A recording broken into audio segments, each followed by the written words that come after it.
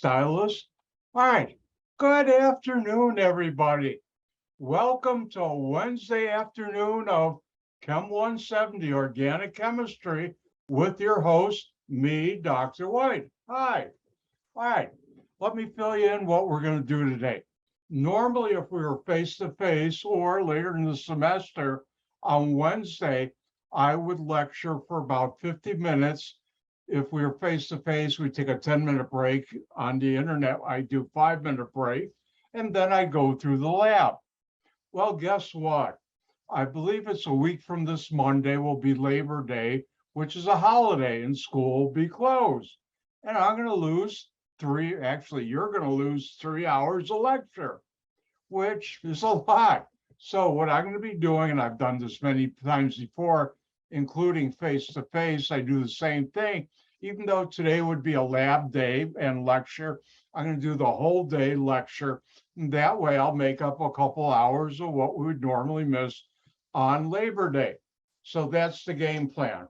Now, let me remind you in case you forgot. One, there's no such thing as a dumb question in my class or in my universe. If you have a question, always feel free to ask. Two, in case you haven't taken a look, and I think a lot of you already have, I've already posted, actually it was late Monday. For some reason, YouTube was acting funny to me and probably other people, which is why I didn't think I posted about 10 o'clock on Monday. And I try and get it in the same day we teach. Today, I'll do the same thing, hopefully before 10, but before I go to bed tonight, it will be loaded and uploaded for you. So that's what's going on. Now, before I go any further, it's time for a public service announcement from me, Dr. White. Ooh, what's that? Well, let's find out.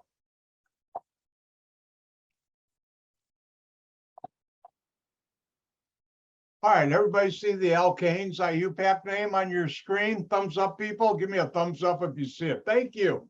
See how well I get you guys trained? Yeah, Dr. White, I should. But that Zoom sometimes tells me you can see it. And I found out over using Zoom now almost 2 years, you don't. It lies to us sometimes. All right, public service announcement. You should be memorizing these names and numbers. If you don't know this chart, you've just lost 50 out of 100 points on test 1. You've lost about 35 points on test 2 and 3, and about 35% of the points on the final. You need to memorize this. There's no sugarcoating way around it. How do you do that? Write down methane, write down the number 1, or you can say 1 carbon, and say it and do it 4 more times. Do that twice, and you'll get it burned in your brain. How many of you remember what I wrote the first day? Obnoxious number of times. Anybody remember? Propane? Well, that's how you do it. And you should be able, from this chart, what should you know? You should know, if you see 4 carbons in straight chain, it's butane. How many carbons in hexane? 6. Octane, 8. Decane, 10. This chart or table is available to you in the lecture folder of wrong school, of D2L. By the way, I teach that both here at Elgin Community College and College of DuPage. Our LIM system, learning management system, is called Desired to Learn, which we use the acronym D2L. At the other school, it's Blackboard. And if I get too mixed up, well, you'll understand. This is in the lecture folder with the secret name, alkanes IUPAC names. Remember, IUPAC stands for the official names. I'll say it, but you don't have to learn it. International Union Pure Applied Chemistry. And you should know that. Now, numbers go up higher, but for this class and most things in our daily life, these are the 10 you need to know. Now, I'll go through this more today, but you should also be memorizing this chart. This is the alkyl groups. Now, there are a lot more, but these are the most common. You should know CH3 bond to something is a methyl group. CH3, CH2 bond to something is an ethyl group. By the way, blueberry tea from the Republic of Tea. There are two alkyl groups with 3 carbons. If it's bonded to the end of the chain, it's N-propyl, and I think stands for normal. At least that's what I always thought. And if it's bonded to the center of the chain, it's isopropyl. Now, there are 3 4-carbon alkyl groups, but one I have never encountered in all my professional career in organic chemistry. And I started working for my first chemical company in 1982. Ooh, I shouldn't have said that. Boy, that's a while ago. Wow, a long time ago. A long time ago. I shouldn't have said that. But anyways, it's true. And if you have 4 carbons, the N carbon, that's why the line is on the end, is bonded to something else. We call that N-butyl. Now, if you have 3 carbons, CH3, CH3, CH3, when I say carbons, I ignore the hydrogens right now, but they're there. And the center of those 4 carbons is bonded to a ring I'll teach you about today, or a chain. We call that tert-butyl, but organic chemists are lazy. And after to this week, probably I'll be lazy organic chemist, which I am, and I'll call it T-butyl, which you just short, T is short for tert. And tert is actually short for tertiary. So we do a lot of, let's be lazy. Oh, looks like I have almost a full house today. Hi, full house. All right.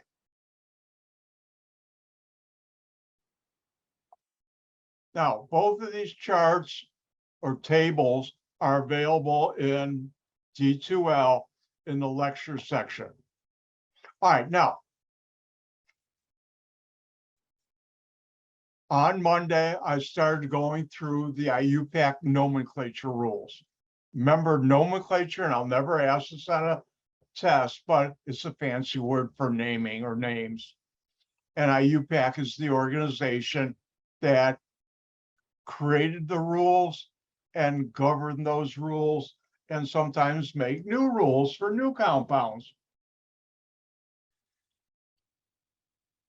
And the amazing thing of the, and I mean this in all sincerity, the wonderful job IUPAC did is the fact that no 2 different molecules ever have the same IUPAC name. And the name of a compound, if you do it correctly, you can only draw 1 compound. That's amazing, but it's true. And I'll tell you later on, for a couple of compounds that I invented, I wasn't sure of the IUPAC name, and some other organic chemist in the company I was at wasn't. So the lawyer said, we need to know for sure. And we sent it off to IUPAC, and they came back with the names. And they had trouble too. It took them about 5 weeks, which was quite a long time. But anyways, let's talk about how you do nomenclature. Now, for organic chemists, and hint on the test, there are 2 nomenclature skills you should have. Well, first one, and let me go to my whiteboard, which is named after me. Oh, that was an awful joke.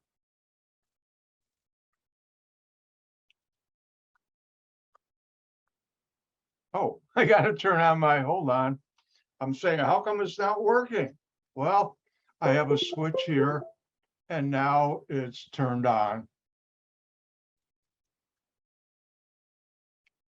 Yep.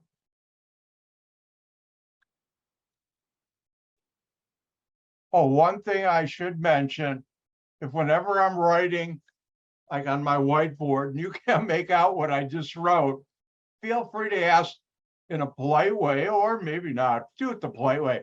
What the heck did you write? All right.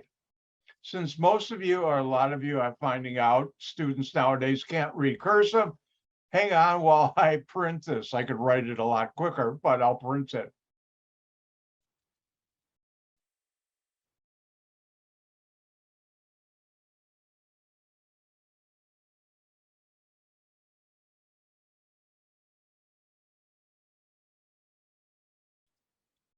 In this class, I have never given a multiple choice test, so it'll be short answers and things like this on my test. Oh, by the way, pro tip, after test number 1, you'll understand why I call my problems practice problems. Hint, if I can do a Monty Python thing. Hint, hint, wink, wink, say no more. Anybody know Monty Python? It's one of the greatest comedy shows ever. But anyways,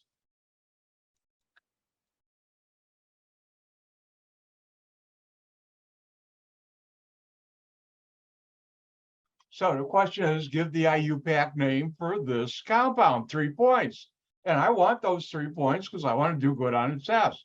By the way, if you do good on my test, I get what I want, which you've learned organic chemistry. So what do? You find the longest chain, and I'll talk about that. I started to on Monday. I'll go back to that. But in this case, there's this one straight chain. How many carbons?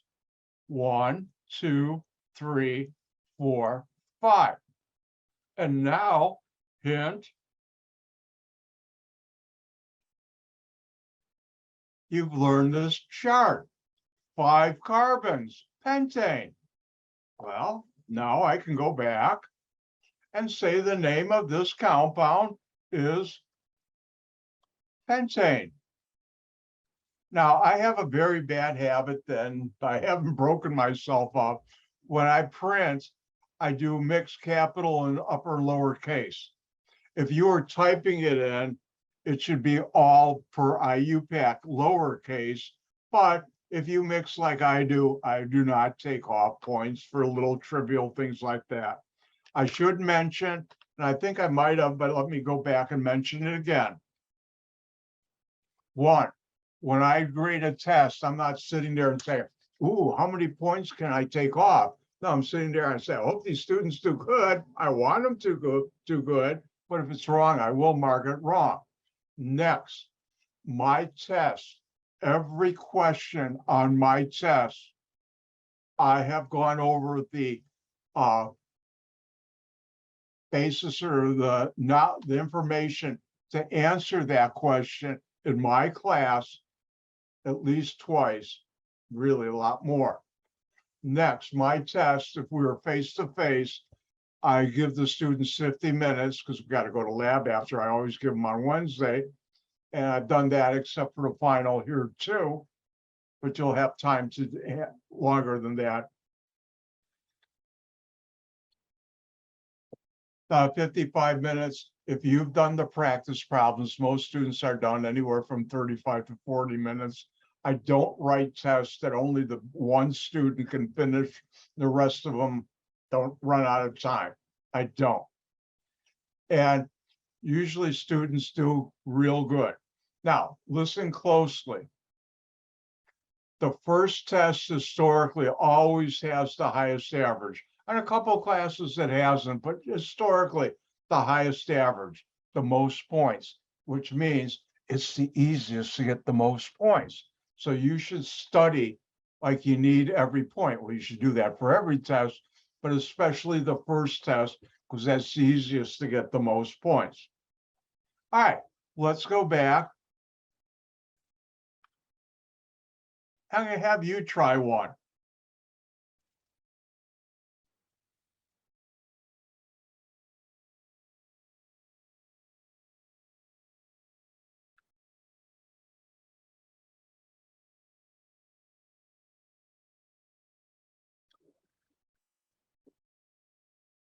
Now, I'm going to help you out.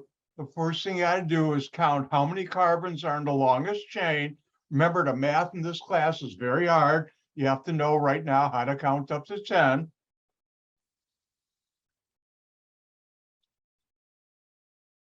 All right. Oh, everybody finished? Give me a thumbs up if you're finished counting. Thank you. And people who don't have their monitor webcam on, use the emoji. Thank you, Hannah. And I'll assume Andrew is done too. We got a small class. Thank you. And now I'm going to help you out. Look on this table for the number you counted. I didn't count, so I'm going to have to go back and count, but I know this table by heart. really know it by heart. I could probably do it in my sleep. Not that I want to, but I probably could. All right, how do we name this? Find how many carbons are in the longest chain. 1, 2, there's only one chain. 3, 4, 5, 6, 7. By the way, I might have mentioned it, but in high school and German class, in high school, the first German class I took, we had a great instructor from Germany, Herr Brink. Herr means Mr. Great guy. And he would write his sevens like that. And I thought that was the coolest thing in the world. And I do still write it like that. And I still think it's 7 carbons from the table is heptane.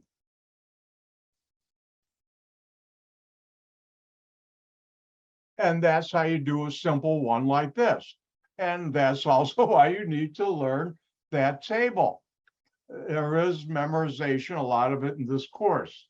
And that's just a fact of organic chemistry. Now, on Monday, I started talking about branching. And let's look at this molecule, which I will do. And sometimes I'll put lines here, sometimes I won't.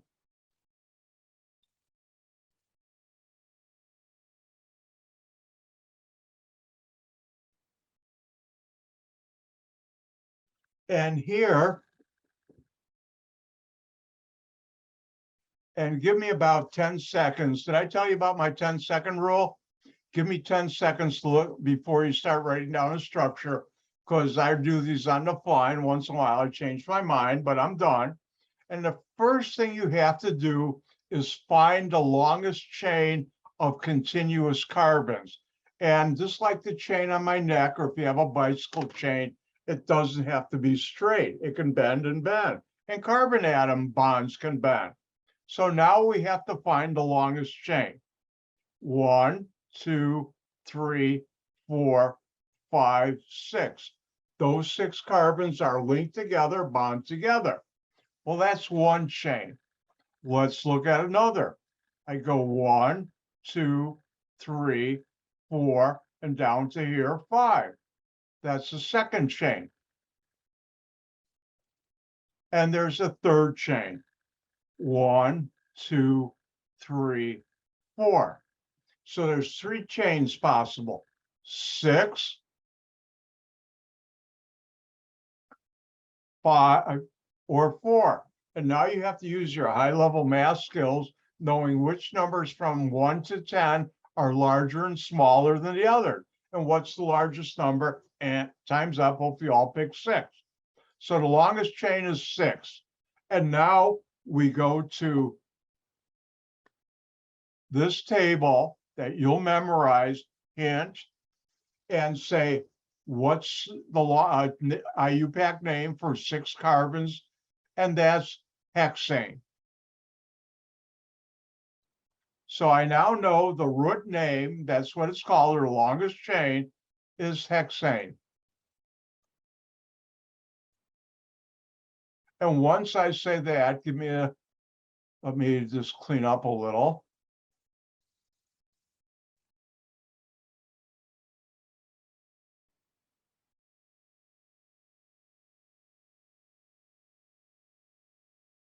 And we know hexane. As soon as we say hexane,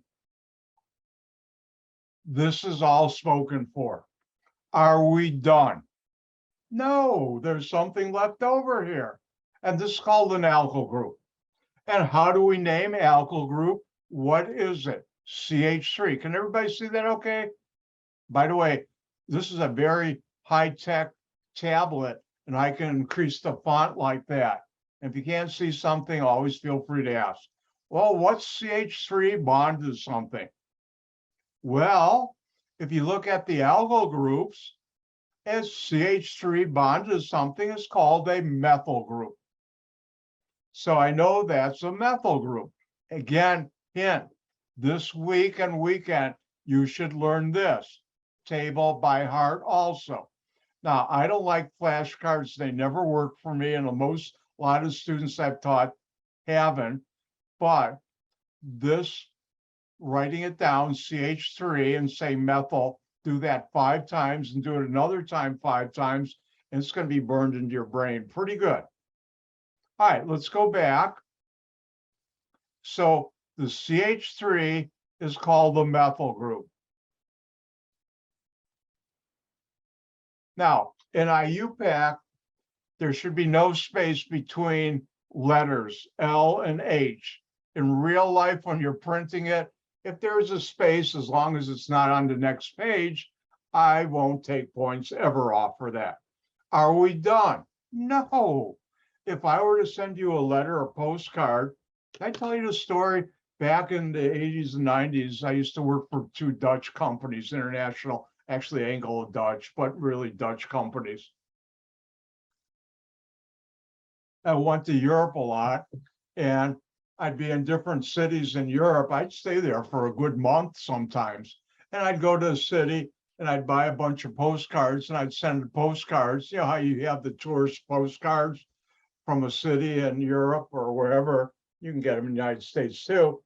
And I'd have everybody in my research group. And I think at that point I had like 14 people reporting to me, and then some friends and my relatives. So I usually had about 25 cards. And I'd say in one city, having a good time, wish you were here. And the next city, I'd send out to the same people a card, having a great time, glad you're not here. But anyways, when I was writing out the card, I'd put the name. What if I didn't put the street number, the apartment number or house number or condo number? What's the odds it would get to that house or a condo or apartment? 0. So the same thing where an alkyl group is. Now, the rule is you give the alkyl groups the lowest number possible. Again, the IUPAC rule is you number, and for a chain, you always start from either end, never anywhere else. You have to start from either this end or this end numbering. Well, if we start from this end, it's on carbon 4. If we start from this end, it's on carbon 3. Which is a smaller number? Boy, the math is getting hard now. And hopefully you all pick 3. So this is 3-methylhexane. Again, find the longest chain, 6. And it doesn't have to be straight across. I just did it today straight across. Next, name it, hexane. Then alkyl groups, you identify, methyl, and then you number what carbon there are.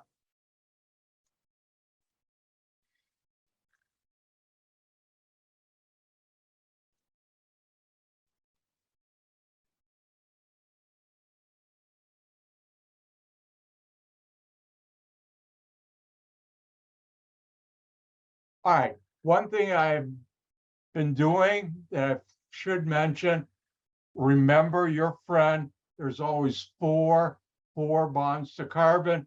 And notice on this NCH3, 1 bond to that carbon plus 3 hydrogens, 4 bonds to carbon. Now, the first thing, I'm going to let you have some fun now. It's been a while since you had a chance to have fun. What is the longest chain? That's all I want to do. We're going to do this stepwise. Why don't you figure it out? Then I'll tell you. I should mention, I ask a lot of rhetorical questions. That means I ask you the question, give you time to do it, then I'll answer it. So your turn to have fun.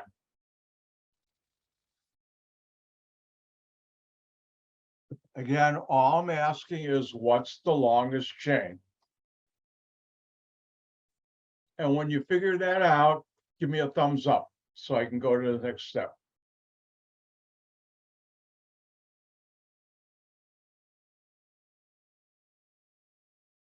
And by the way, thank you for making me a YouTube star again. I saw a number of you watched my video. Did I look good? No, you don't have to answer that.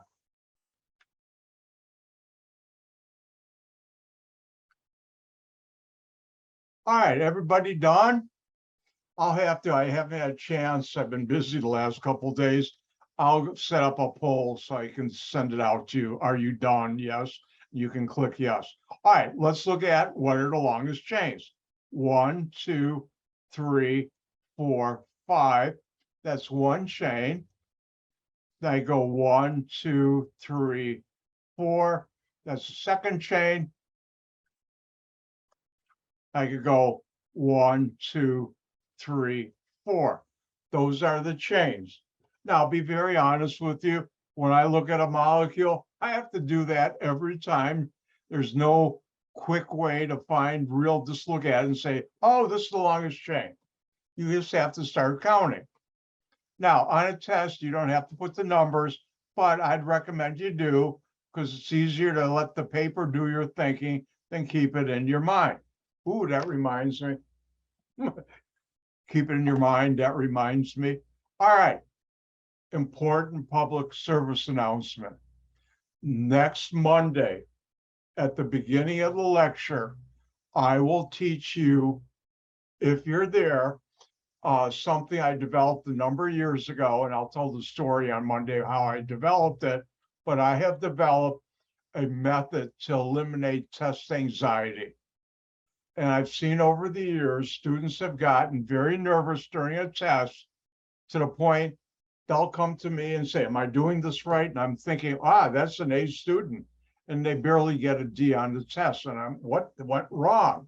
I'm a chemist, not a psychologist or psychiatrist, but students get so anxious or nervous during a test that they don't think properly or straight. Well, I found a method that eliminates it like that. And it's worked. I've seen a number of years now, I've been teaching it to students, and I've seen students go from being barely a D student to being a high A student or a high B student once they learn the method and don't get nervous during a test. You know, they've got the firepower up here, they just get nervous and they can't really think properly during a test. And this eliminates it. Now, I will tell you, I'm going to cut it out of the video. I like the special effects in my class. I'm going to cut it out of the video. But if you can't make it on Monday, I will teach you anytime during any of my office hours. Just come on by. Ooh, that reminds me. Hey, commercial. Don't forget today from 5 to 6:15. If you need any help, come by my office hours. But I'll do that. In fact, last semester, hold on. I'm all covered in whatever. Anyways, last semester, I had a student at the other school taking organic, and he had a little trouble mastering it. In the first test, he barely got a D. Second test, he barely got a C, or even actually he got a D too. He finally mastered the method. He had trouble, which is unusual, and he went to being a high B and got a B in the class. And that's just because he was able to eliminate test anxiety. I'll teach that Monday, but I'll cut it out of video because maybe someday I'll be able to sell it. Maybe not.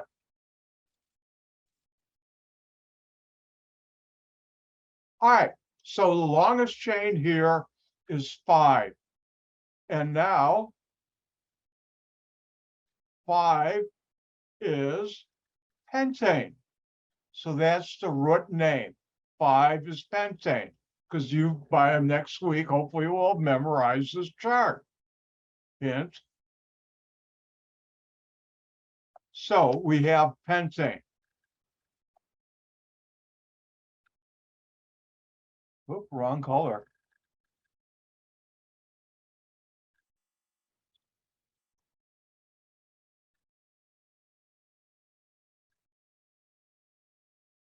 Are we done? Well, as soon as we say pentane, those are all spoken for. Are we done? Oh no, look, it's CH3, an alkyl group, and this is soon to be your good friend. What is CH3? Well, in case you forgot, let's go over to this table.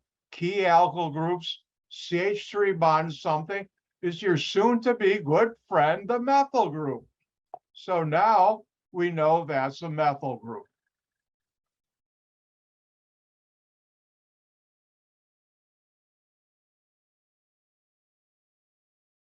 Are we done? No. which carbon is it on. And you can only number from the end carbons. Students like say, oh, that's carbon 1. No, it's in the middle. It can't be. So if we go from this side, it's on carbon 3.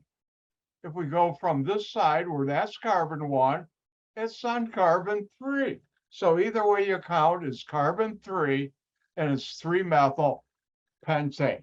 I should mention, I'll mention again later, I've got it in the rules, you separate numbers and letters with a hyphen. You separate numbers and letters with a hyphen. Now, if you forget the hyphen, I never take off points for that, but I'll write it in there anyways for you on your test, or actually you're going to do it online, but I won't take off points.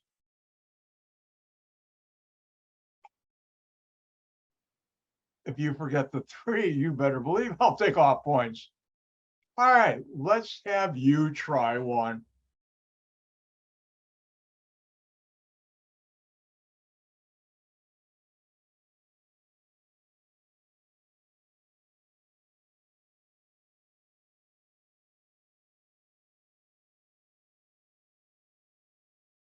Let me, hold on, don't write this down. I've just realized I want to change my mind. That's why I have the 10-second rule.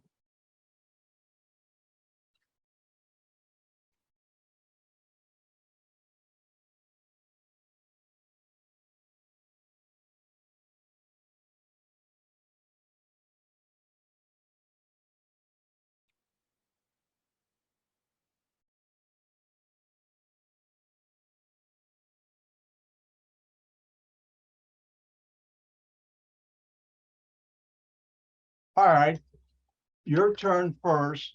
What's the longest chain?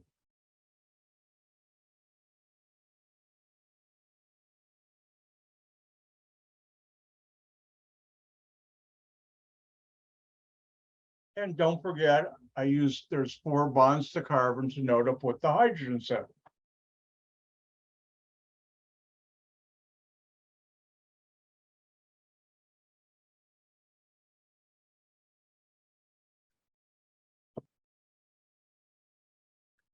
And when you're done, give me a thumbs up. And don't forget, those who don't have their webcam, use the emoji, please.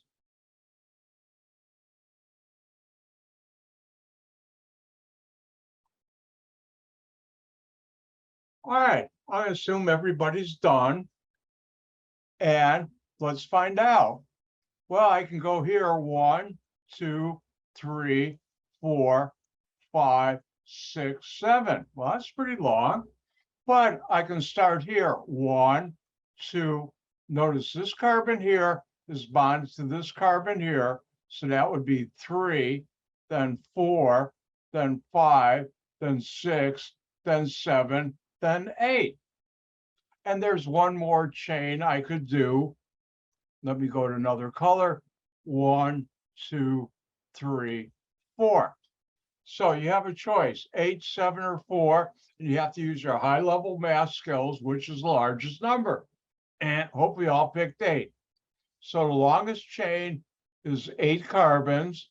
Let me erase some of the numbers here.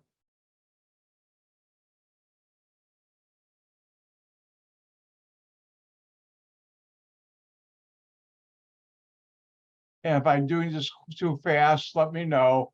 And you can always go back and look at the video. So the longest chain starts here and goes to here, which is this. And that's 8 carbons. And you've learned, hint, this table, 8 carbons, octane. Again, 8 carbons, octane. So we have the root name is octane. Are we done? No, we've got something. Oh, look, you know what that is. It's your soon-to-be very good friend, CH3. In case you forgot, let's go back to this. It's your soon to be very good friend, the methyl group. And hopefully you'll learn this chart by next week. So we now have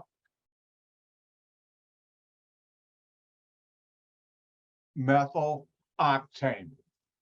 Am I done? No, because what carbon is this methyl group on? Well, if I start from this end, remember this is the end of the chain and this is the end. This here is in the middle. What if I start this way, it's on 1, 2, 3. If I start from the other end, 1, 2, 3, 4, 5, 6. Which is a smaller number? You got to use your high-level math skills, 3 or 6. When you're numbering the chain, you just find the longest chain. But for alkyl groups numbered on a chain, the IUPAC rules are use the smallest number. And in this case, that would be 3. So this is 3-methyl octane. How do we do that? We found the longest chain, 8 carbons. If you notice, it doesn't always have to be straight across, because just like a bicycle chain, you can move all around. Carbon atoms, when they're bonded together, you can move all around. And once we say octane, everything I circled here, it's not really a circle, I guess, whatever highlighted, I'll call it the circle. And we have left over an alkyl group, that's CH3 methyl, and starting carbon 3. Let's do one more.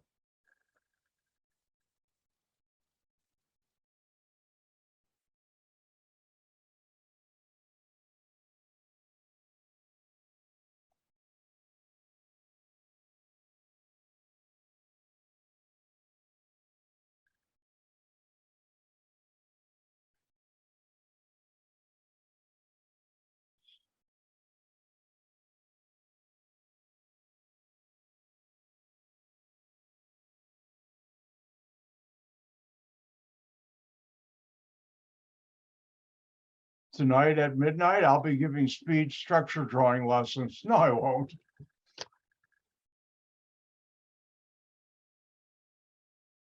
2, 4, 6, 8, plus 2 more across, plus 4 carbons here written like that. Now, I'm going to give you time now. What's the longest chain?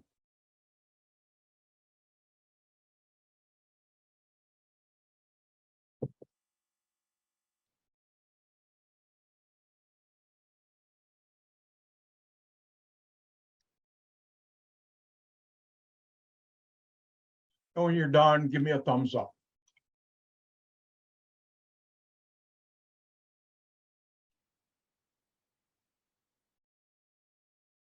All right, is everybody done?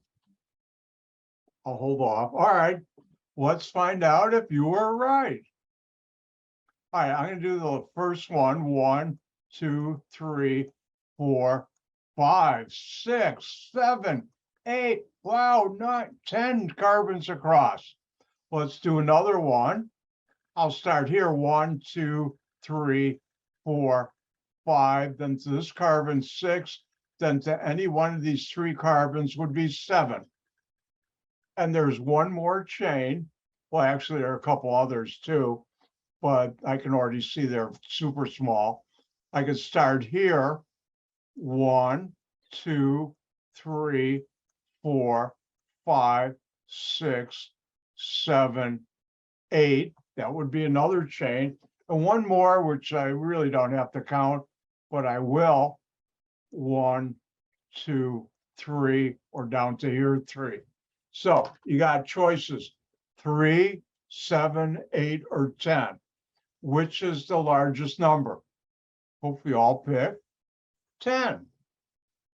So we now know the longest chain is 10. Let me clean up this a second.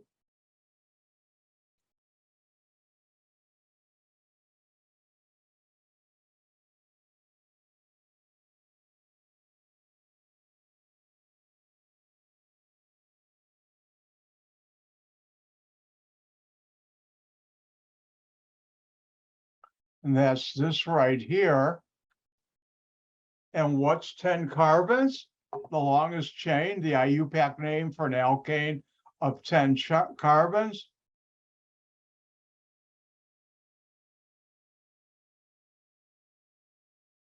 All right, did I just do something I didn't want to do? I wonder how I got that in two separate screens. All right, 10 carbons, decane.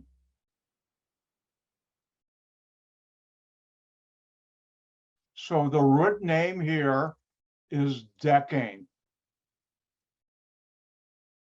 Am I done? No, I have an alkyl group. Now, notice this alkyl group, what does it have?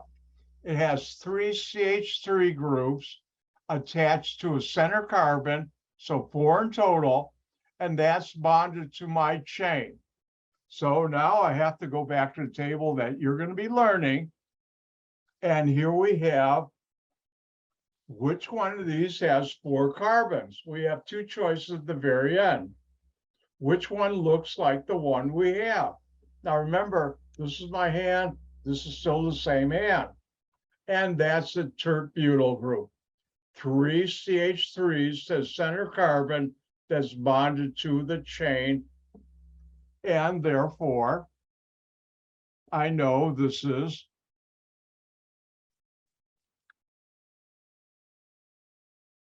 tert-butyl. Am I done? No. What carbon is it on? Well, if I start from this end, it's on carbon 5. Let's start from the other end. 1, 2, 3, 4, 5, 6. When you're giving numbers to substituents, alkyl groups, you always use the lowest number. So you have a choice, 5 or 6, which is the lowest number, and time's up. Hopefully you all pick 5. Hopefully I did too. So that's 5 tert-butyl decane. Say that 5 times. No, you don't have to. All right.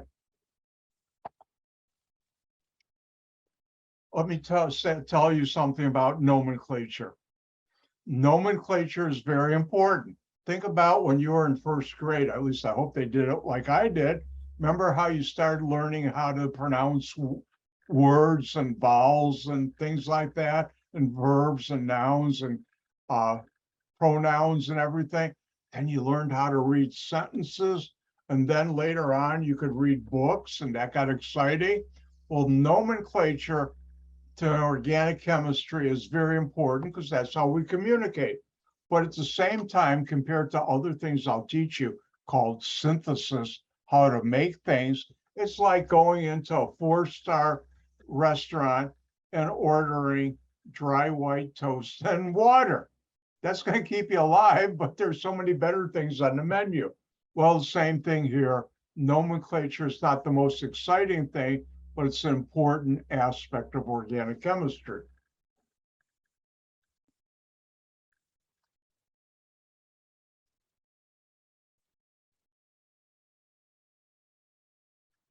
Now, let's look at the following.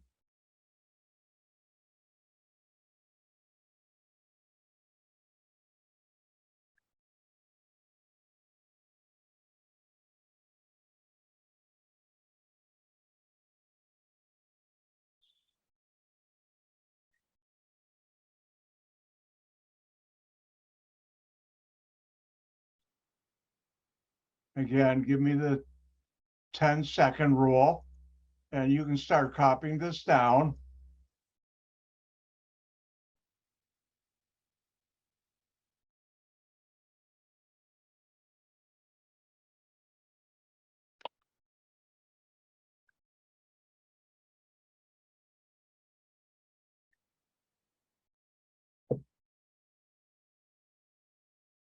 Aren't you glad I just don't say, here's how you do it, now you're on your own? Sort of like pushing you into the deep end of the pool and say, all right, go swim. That's not nice. All right, let me know when you got it all written down. Give me a thumbs up when you've got it written down. There are a lot of carbons to write down, and hydrogens too.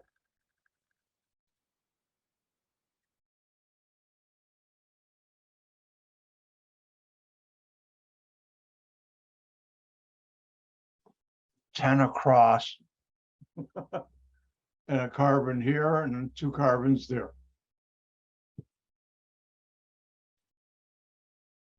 And thank you for those of you who turn on your webcam, because I can tell when you're done and judge. In a classroom, I can just look around, but I don't have that.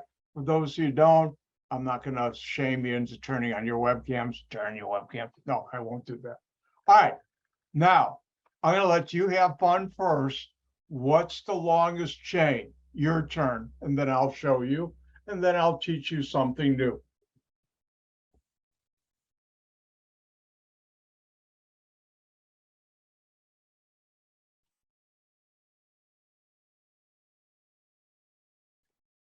And I should mention, about 4 weeks from now, you're going to look back and say, how did I have so much trouble with that stuff? It's not that hard. Well, now, because it's new to you, it is that hard. Been there, done that. All right, give me a thumbs up when you found the longest chain. And those without your webcam on, use your emoji. Okay, well, let's find out what is the longest chain. 1, 2, 3, 4, 5, 6, 7, 8, not, 10 again. Let's look at another chain. 1, 2, 3, 4, 5, 6. There's another chain. I could have gone 4, 5, 6 that way.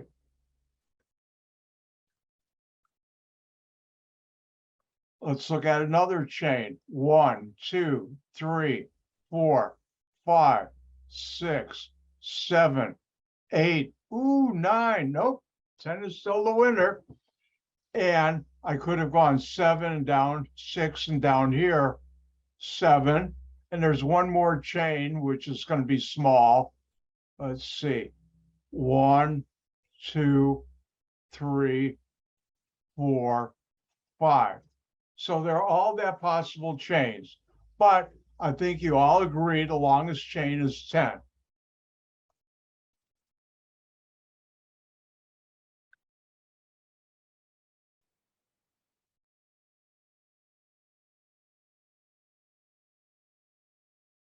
And please be patient while I practice my hand-eye coordination.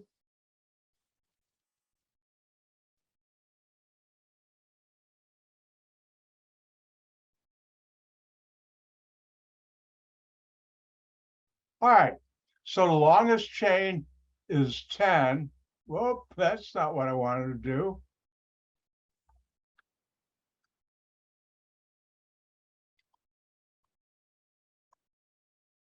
And that's this right here. And the longest chain is decane. And if I look at the clock, it's time for a break. So we're going to have a cliffhanger like on TV or in the movies. You're going to have to wait until after the break to hear about the rest of the molecule. Let's take a 5-minute break, and I'll see you in 5 minutes because I'm going to get up and stretch.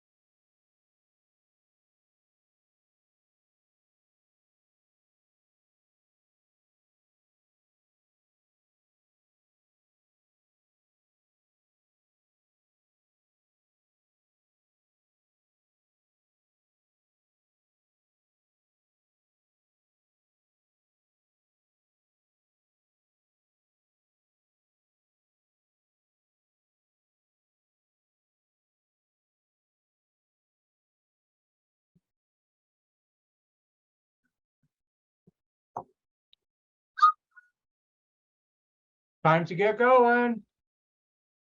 Oh, one thing I should inform you, if you see that picture now, that's called a distillation head. And that's something I used a lot in grad school, which is why I use that as my picture when I turn off my video link. But it's on. And I left you hanging by the cliff. Cliffhanger. Oh, that was awful. But let's go back to where we were. Now, we had found the longest chain was decade. Are we done? No. Look, we have a methyl group. You know that. It's your old friend, the methyl group. Wait, there's a second alkyl group. And it's 2 carbons, CH3. Let me fix up that H. CH3, CH2. And now if we go back to our key alkyl groups, CH3 bond to something is methyl. What's CH3, CH2 bond to something? It's an ethyl group. So we have 2 now, not 1, but 2 groups. And the IUPAC rule is you number in such a way, in this case for the alkanes, straight chain, we'll talk later on today, we should get 2 rings, from either end that both alkyl groups get the lowest numbers.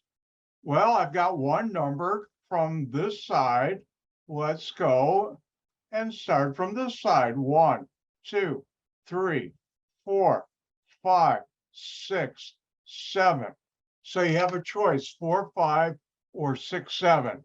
Which are the smaller numbers? And time's up. Hopefully all pick 4, 5. Now, if we go back to here, each substituent is located by a name and by a number to carbons attached. Now, punctuation, where do I have it here? If 2 or more different types of substituents are present, they're listed alphabetically, except the prefixes di and tri are not. I'll teach you about that later. Now, I'll never ask you what are the rules, and you don't have to write this down, all of it, because it's time for a gift from Dr. White. A little gift, but a gift. At my level, I know how to use the alphabet rule. Students forget about di and tri and mess it up all the time. Therefore, don't tell the IUPAC police, please. No, there's no IUPAC police. But I will not hold you to the IUPAC alphabet rule. I will hold myself to it, and on my answer keys I will, but on a test I won't. So what does this mean? Now, we have ethyl and methyl, E and M, which is closer to the front of the alphabet. Hopefully those of you know your alphabet, E. So it'd be, oops.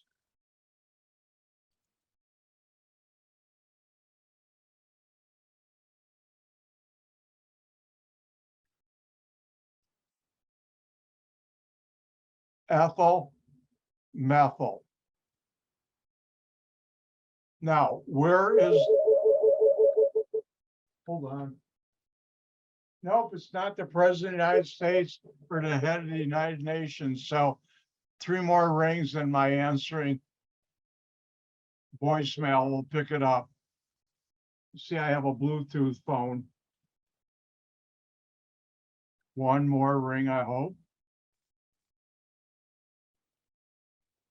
Stop. Oh, it listens to me. All right. So ethyl goes first, methyl second. What carbon is the ethyl group on? And the answer is 4. So it's 4 ethyl. What carbon is the methyl group on? 5. So it's 5 methyl. So the name of this is 4 ethyl, 5 methyl decane. However, and don't tell anybody I'm saying this, if you were to write on a test,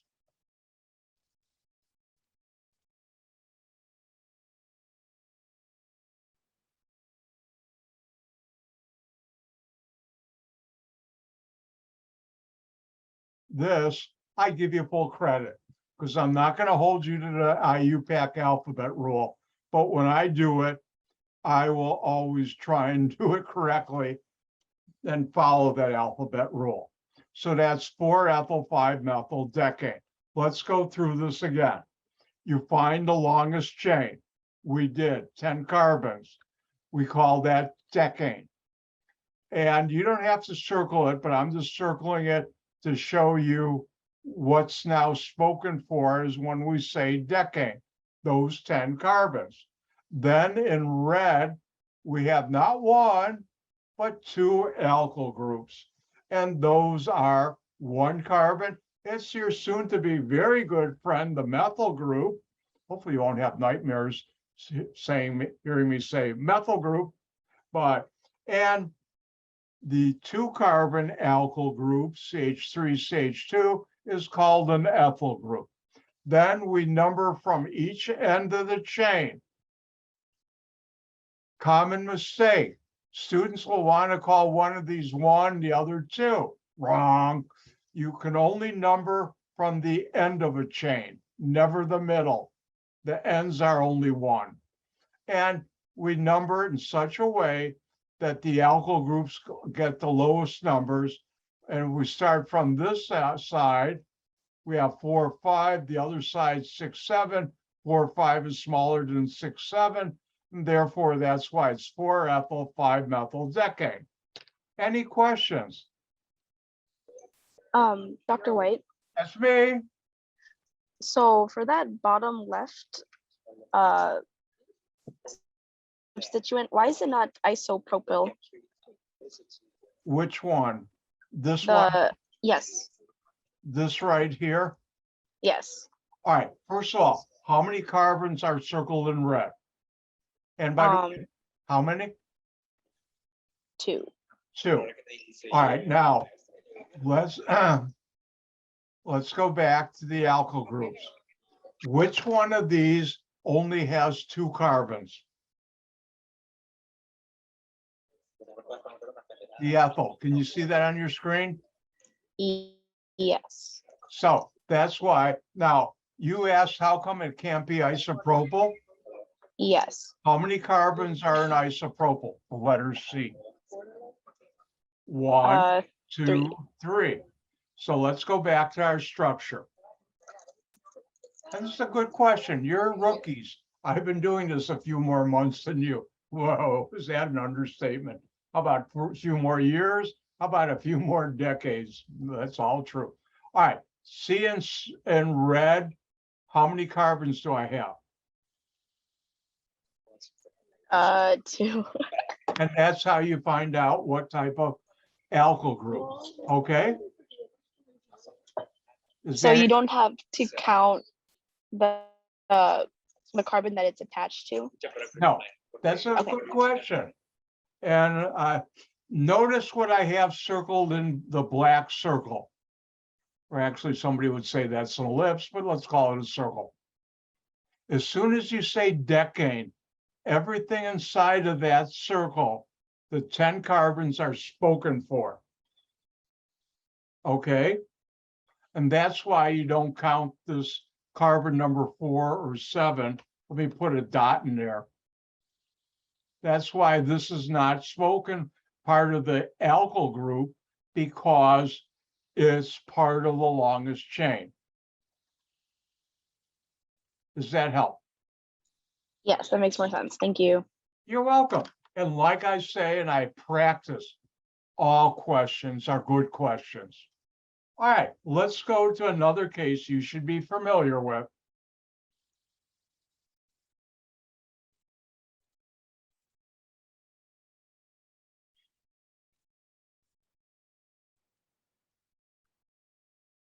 Aren't you glad I mastered the tablet and using Word so it looks like I'm writing on a whiteboard in class? I am.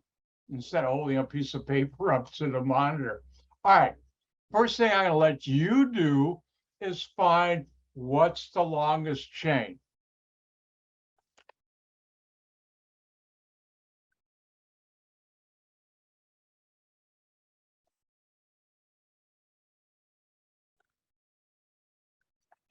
And when you're done, give me a thumbs up, either on your video or, wow, you guys are getting the hang of it. Thank you. Wow, everybody's done. I better get to work. All right, let's find out what's the longest chain. 1, 2, 3, 4. Excuse me. 1, 2, 3. 1, 2, 3. And there's one more chain. 1, 2, 3, 4. So I can say the longest chain is 4. I can circle 2 different ways and I'll still get the same answer. I'm going to circle it such that that's the easiest way. So 4 carbons. What's the IUPAC name for 4 carbons? Well, hopefully you've learned this table. 4 carbons, butane. 4 carbons, butane. So I now know the root name is butane. And the carbons I circled are now spoken for. Now, am I done? No. What do I have left over? And by the way, this is an ugly looking 3. Now it's a better 3. Oh, it's your old friend. What's CH3? Methyl. But wait, there's not one, there's 2 methyl groups. And let me circle those in red. Well, how do we do that? How do we name that? Well, I have methyl. And if we go back to my slides, which don't forget, these are all available to you on D2L, when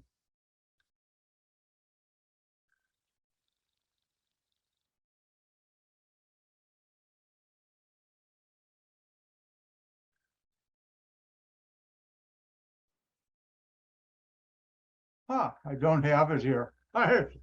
Somebody ate my part of my slide. Well, I'll do it the old-fashioned way.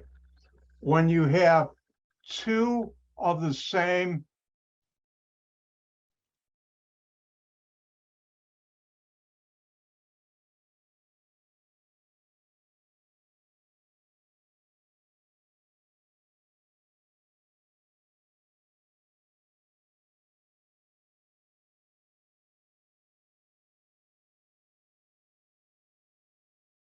we use a prefix to letters that go in front of a word. Di is for 2, and tri is for 3. What am I?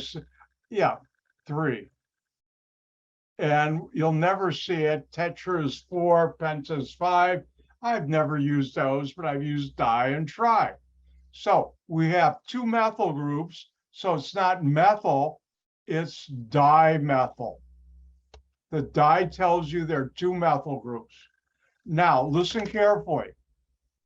IUPAC name, you never have to guess what's the structure. If you see the di in front of an alkyl group, that means there are 2 of them, and that means you need 2 numbers. Even if they're on the same carbon with the same number, you still need 2 numbers. So how do we show that? Well, we count. Let me clean this up a little.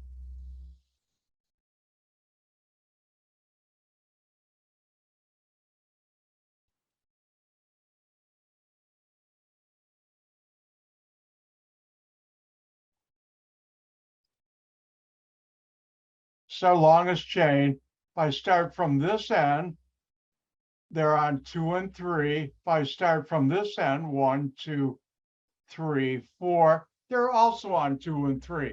So either way, one of the methyl groups on 2, one is on 3. How do we show that?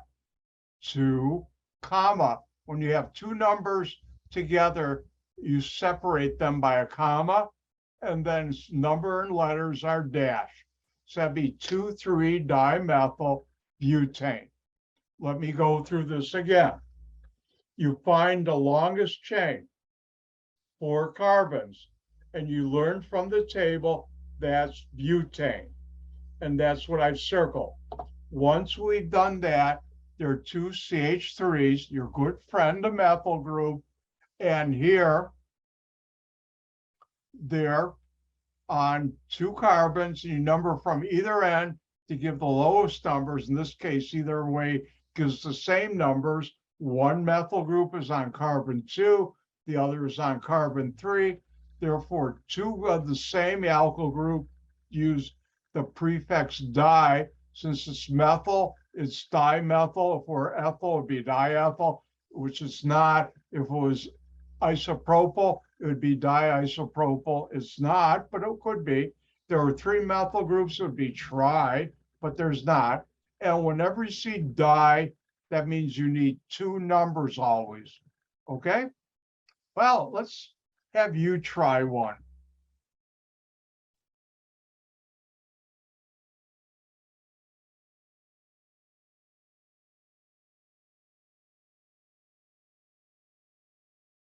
And what would be the IUPAC name? Give the IUPAC name for the following.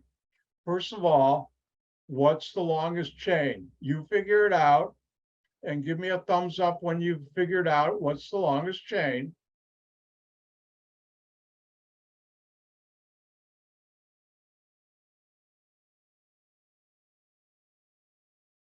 While you're doing that, I'm gonna have some water.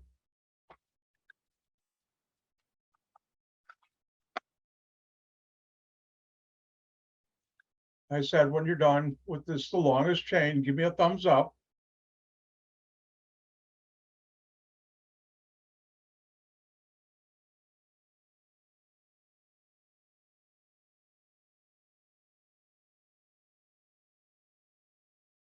All right. I'm gonna do something in teaching called fading prompts. Look on this chart and find your longest chain. Don't say it out loud. Everybody find the name of the chain they think is the longest. Give me a thumbs up.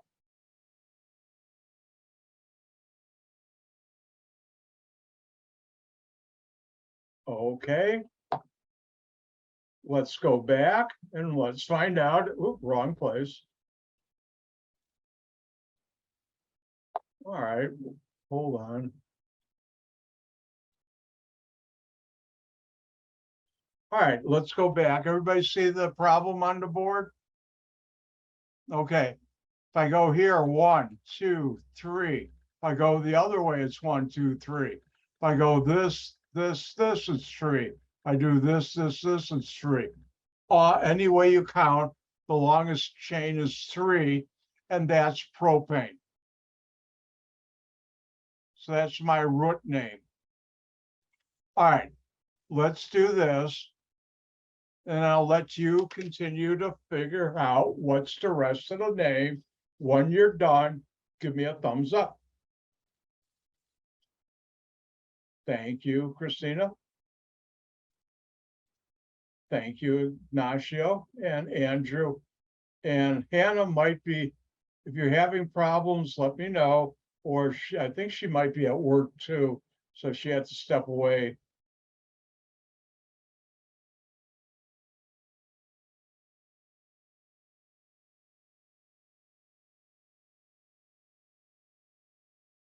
All right, let's do this.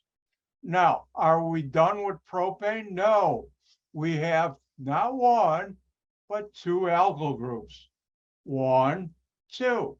Oh, look, it's your old friend, the methyl group.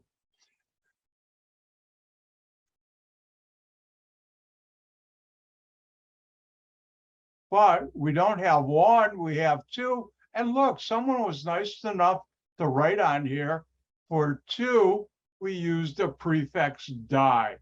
So that's dimethyl. Now, what carbons are those dimethyl on? Well, if you start here, 1, 2, it's on carbon 2. If I start from this side, 1, 2, it's on carbon 2. So either way, now, most students will do this and I'll mark it wrong. Why? Because as soon as you see di, which means 2, I need a number for each methyl group, even if they're on the same carbon.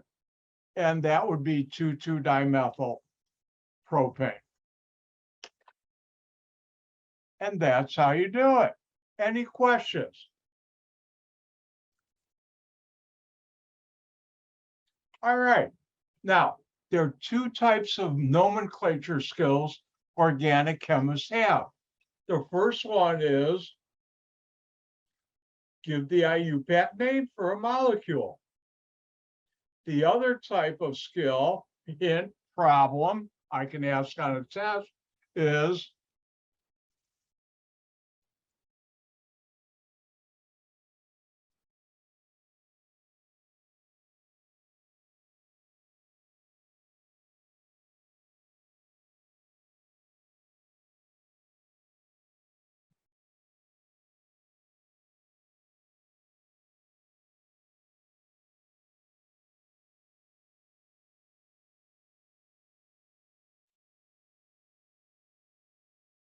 draw the structure for. And you'll find on my test, I give a lot of smaller point problems instead of just a few big point problems, because it allows the students to do better on my test, which is a good thing. All right, well, how do I know what to draw for propane? Good question. Thank you. I look over here and I say, well, propane, how many carbons? 3. You've learned this chart. Name to number, number to name. Now I know I have 3 carbons in the longest chain. Also, how many bonds to carbon? 4. I'll do it again. Did I tell you I'm ambidextrous? I am. I actually learned how to throw a boomerang with my left hand before I could do it with my right hand. Weird, but true. All right. Now, there are 4 bonds to carbon. This carbon has 1. 4 minus 1 is 3. So I have 3 hydrogens. The center carbon has 2 bonds to it, lines. 4 minus 2 is 2. So I'll have 2 hydrogens. And finally, this last carbon has 1 bond to it. I didn't write it earlier, but I'll write it now. Remember, there's 4 bonds to carbon. So that's 3. And that's how you do it.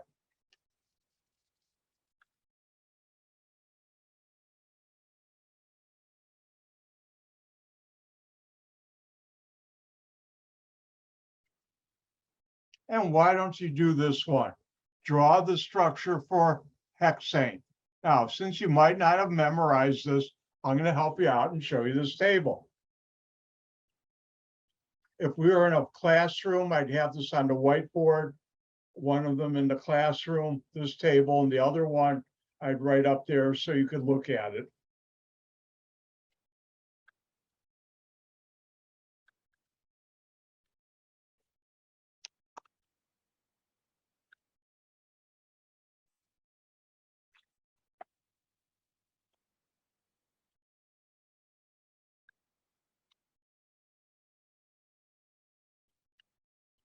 So hopefully you all saw hexane 6 carbons.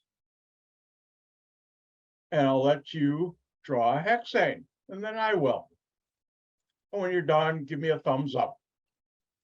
Now, if we're face to face, I usually tell the class, when you're done, look up and smile. That way I have happy students, hopefully, in my class. Oh, I see people smiling. Did I tell you I have a sense of humor and I use it? I do. Again, when you're done, give me a thumbs up.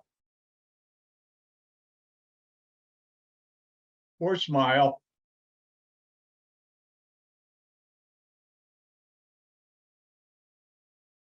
And if you finish early, I try and give everybody a chance to finish.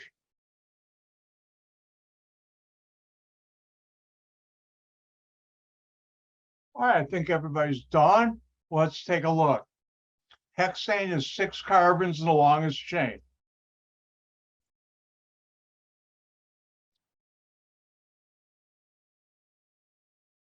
Two, four, six. Now you have to put it into hydrogens. How do you know how to put it into hydrogens? There's 4, yes, 4. I can do it both hands at the same time. 4 bonds to carbon, not 8, 4, 4. So if I look at the first carbon, there's 1 bond. 4 minus 1 equals 3, 3 hydrogens. Second carbon, 2 bonds to it, count the lines. 4 minus 2 equals 2. A month from now, you'll wonder, why did I have so much trouble with this? But now you're all rookies, so that's that. This is the same thing, 2 bonds, 2 hydrogens, 2 bonds, 2 hydrogens, 2 bonds, 2 hydrogens. This carbon here has 1 bond, 4 minus 1, and I'm done. Now, starting next week, you will have a solemn responsibility in my class. And that responsibility is when I write a structure on the whiteboard here, if I don't do the correct number of hydrogens, and once in a while, even I make a mistake, let me know so I can correct it. I'm not one of those who believe I'm always perfect. Trust me, I've learned that a long time ago. But I rarely make mistakes, but if I do, because how many of you know science fiction, know what it means to be going at warp drive? Well, when I write hydrogens, I'm doing it at warp drive. Ooh, that reminds me. Before we continue, do I have time? I do. If you go to D2L, you'll see in the corner over here, I'll have a area which you click on, and you can download a file which has my all-time favorite movies, books, and music. Because I learned a couple of years ago, a lot of you people are not of my generation, don't know about really good stuff. And like the original Star Wars, you could, but if you're into science fiction, if you have not seen the movie Forbidden Planet, get it. You can get it at any library, or I don't have Netflix. I don't believe in that, but I like buying my own stuff. If you see the picture over my shoulder, that's a picture from one of the climactic scenes of Forbidden Planet. First time I saw it, I was 7, and I know it so well, I could probably do every line in there. All right, back to work. All right, let's do another one. Again, the question is, draw the structure for 3 points each.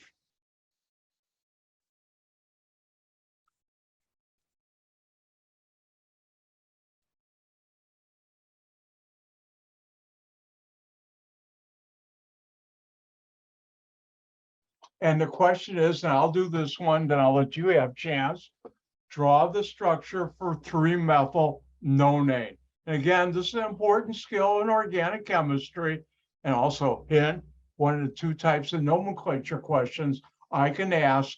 And test 1, since we're going to spend a lot of time right now on nomenclature to help give a strong foundation to you, will be about 50 points, give or take a few on nomenclature.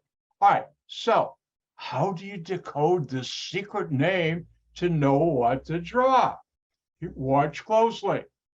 You start from the right and move left. You start from the right and move to the left. And I see nonane. And hopefully you've learned this table. And nonane is 9 carbons. So I know the root chain, the longest chain, is 9 carbons. And let me count, make sure I did it right. 2, 4, 6, 8, 9. Now, that's taken care of. And the good pro tip is wait till the very end to put in your hydrogens. Do the carbons first. Next, we say, oh, a methyl group. You know what that is, but in case you haven't learned it yet, What's the methyl group? CH3. Now, where is that methyl group? On carbon 3. Now, I can start counting from this, 1, 2, 3, and there's my methyl group. Now, you can also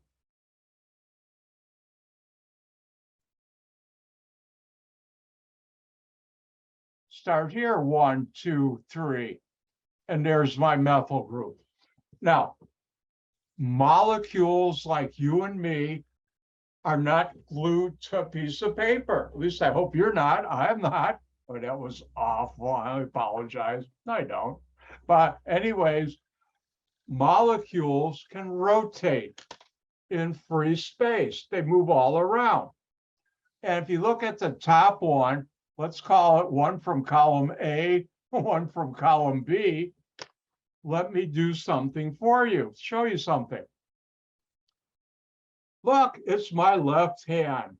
And if I were to say, close your eyes, you don't have to, but if I did, while your eyes were closed, I said, oh, look, it's something new. And you say, oh, come on, you just rotated your hand. This and this are the same. You just rotated 180 degrees. Well, if you look at A and B, all you're doing is rotating it. This gets rotated over to B. They're the same molecule. Now, how many bonds to carbon? 4. So I know to put in my hydrogens. And remember, it's your job starting next week to make sure I do it correctly. Like I say, I do it at Warp Drive. I've been doing it a few more months than you have.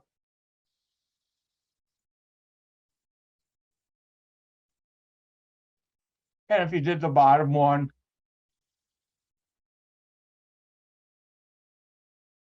remember, I'm doing this based on 4 bonds to carbon.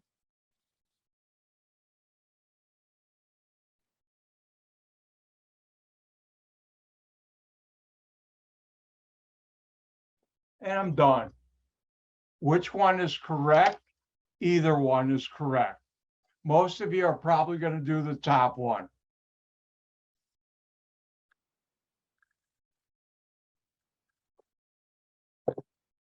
Let's do one more.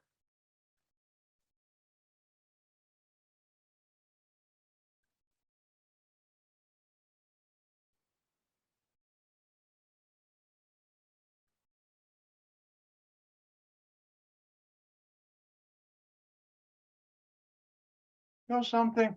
I'm going to do an experiment. I'm going to let you try this one. Now, first of all, you probably haven't learned to draw 4-ethyl decane. Now, I'm going to help you out. Oh, I'm being just like Winky Dink. When we have done this, I'll tell you what I just said. That's from my childhood. All right.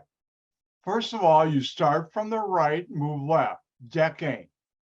Well, hopefully you've all learned this chart. How many carbons are in decane? 10. So your your longest chain is 10 carbons. So I'll let you write the 10 carbons down.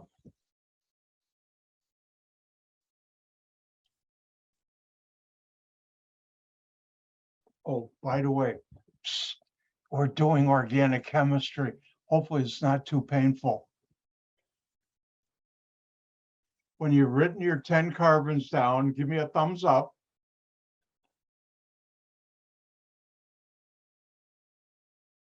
All right, I think everybody's done. Now, ethyl, ooh, what's that? Well, hopefully you've learned this chart. And what do we call, how many carbons in ethyl? 2. So now we know an ethyl group has 2 carbons. Where is that ethyl group? On carbon 4. Now I'll let you finish it and put in your hydrogens. And when you're done, I'll do it and you'll find out if you did it right or not. Don't forget, you're all rookies, and this is a time to make mistakes, not on a test.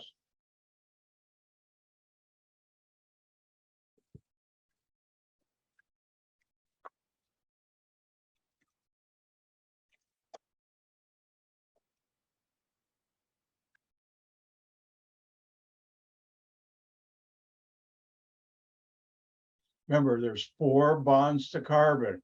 Did I tell you a number of years ago, 2 really good students of mine, the last day of class, they gave me a t-shirt they had made up, and on the front had 4 bonds to carbon. Because I'll be saying it a lot the next week or two to remind you. All right, anybody need more time? Or better yet, give me a thumbs up when you're done. All right, let's get going.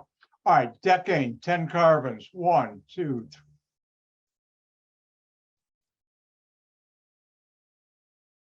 1, 2, 3, 4, 5, 6, 7, 8, 9, 10. Now we have an ethyl group, CH2, CH3. Where is it? On carbon 4. Now I'm just going to do like most of you are going to number from this side. You could have started here, but most of you are going to do here. What's ethyl? 2 carbons. Now you can put the second carbon on either side or even underneath. I'm going to do this side. And now I know there are 4 bonds to carbon, so I can put in my hydrogens. Again, I let hydrogens to last, makes your life easier. Oh, on tests, I highly recommend using pencil because it's easier to erase.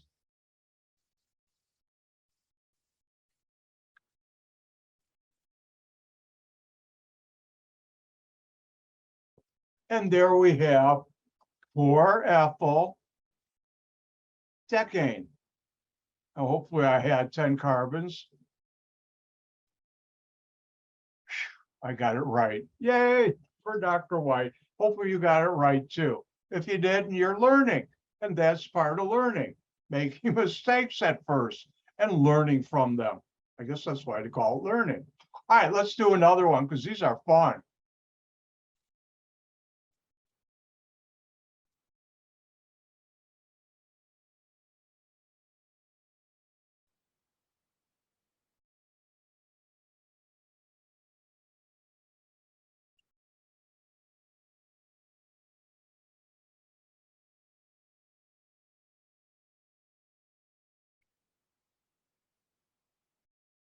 All right, 2,3-dimethyl octane.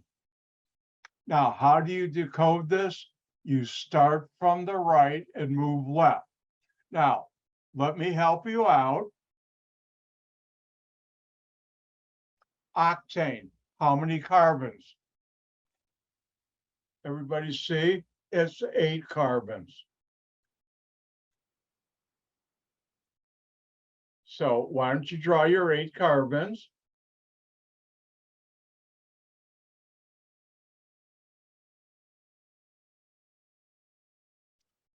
Everybody got their 8 carbons down now? All right, now we have methyl, but dimethyl. What does di mean? Oh, look, somebody was nice enough to write up here. Di means 2, tri means 3.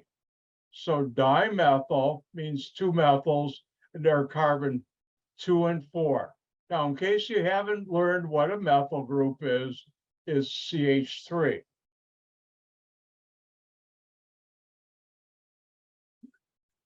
Again, methyl CH3. Well, with that, I'm going to let you finish this.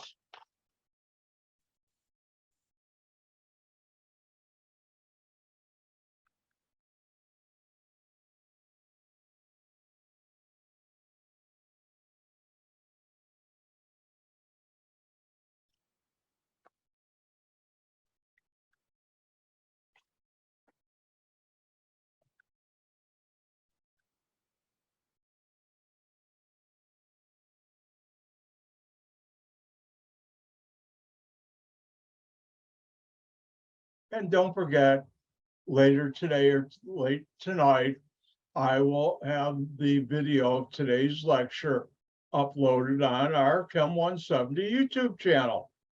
Do you know I'm a YouTube star? Not really. All right, anybody need, well, give me a thumbs up if you're done.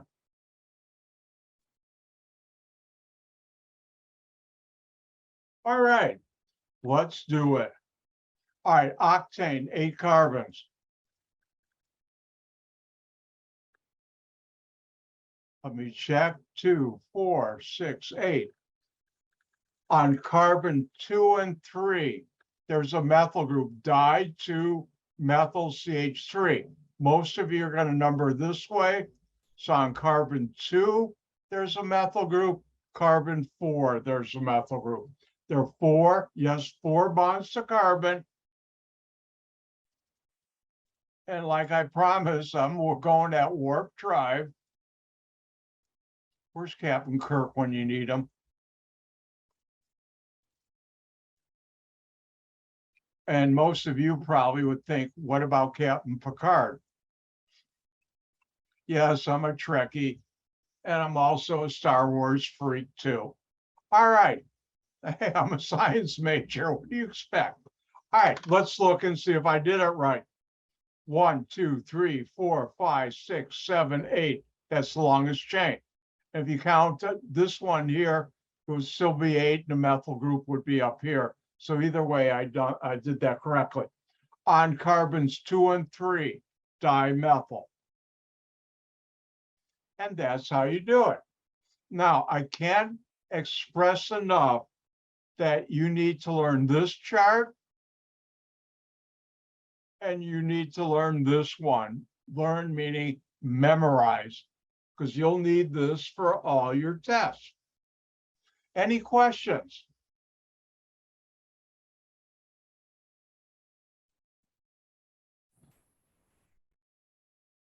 Can we use our notes for tests or no? No.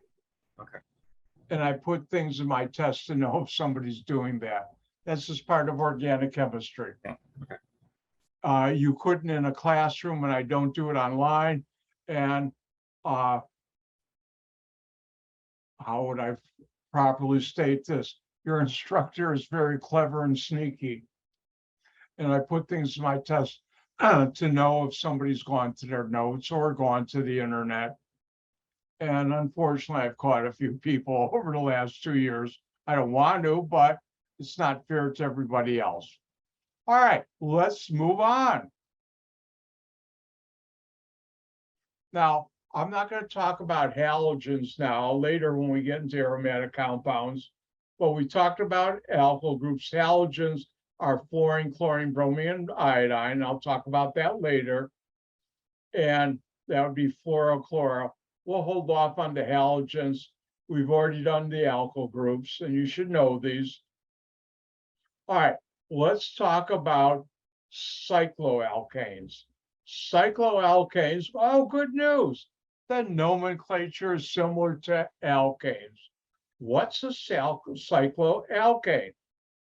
That's a ring. And I should tell you, did I tell you who's the greatest of all organic chemists, or one of the greatest? Mother Nature. The stuff she's done in organic chemistry is amazing. And I have to tell you, Mother Nature and Dr. White, me, love rings. I really do. My PhD thesis worked with rings. My last patent, I used rings. I love rings. They've been good to me. I've been good to them.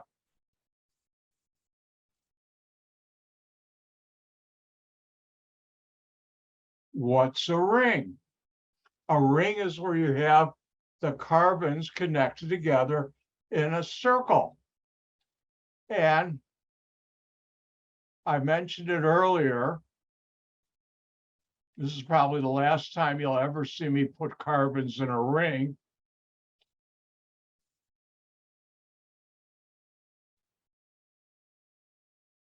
And we'd never draw it this way. You use line method for rings. Every bend in a line is a carbon, and you don't show hydrogens on a ring. So I have 1, 2, 3, 4, 5, 6 carbons for a 6-carbon ring.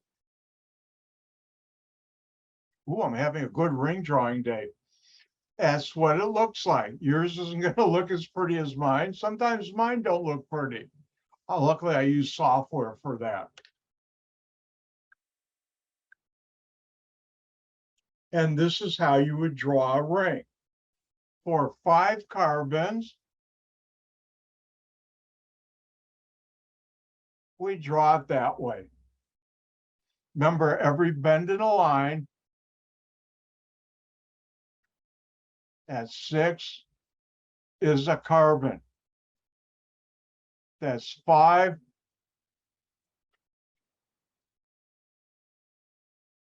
Four-membered ring, you call that a square, I call that a ring. And 3 carbons, you call that a triangle. No, it's a ring too. Now, how do you name a ring? The root name for a ring, first you count the number of carbons. The ring serves as the base name, but the prefix cyclo is used to indicate the presence of a ring. What does that mean? Well, let's go back to my whiteboard and let's pick on one ring first.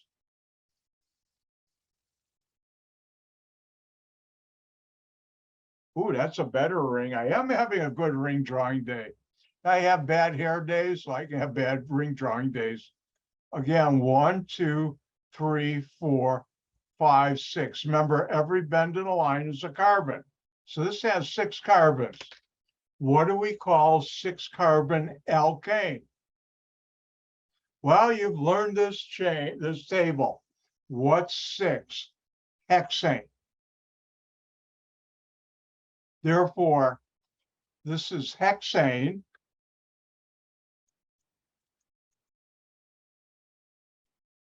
But because it's a ring, we used a prefix cyclo. So it's cyclohexane. Cyclo in front of the name hexane tells you you have a ring with 6 carbons. Now, common mistake on test 1, if I were to ask you the IUPAC name for this molecule, a student will put down hexane, and I'll mark it wrong in 0 points. And the student will say, well, I get partial credit? I said, no. If I asked you, what's this? And you put down a foot, if you were taking A and P, should you get partial credit? Well, it's both have 5 digits. No. At least I don't know. I've never taken A and P, but I can guess at it. And the reason I use that, some of you might have already taken it. A and P is anatomy and physiology. All right, so the root name is the number of carbons you get from the alkane name, hexane, and then you add the prefix cyclo. How many carbons in that ring? Your turn.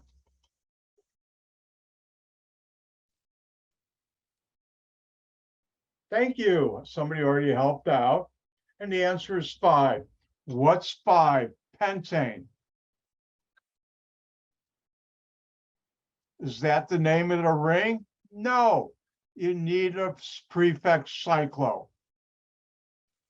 So it's cyclopentane. It'll be all lowercase, but as I told you, I mix upper and lowercase when I print. When I write, I don't, but a lot of you may not have trouble with or have trouble reading cursive. So 5 carbons, pentane.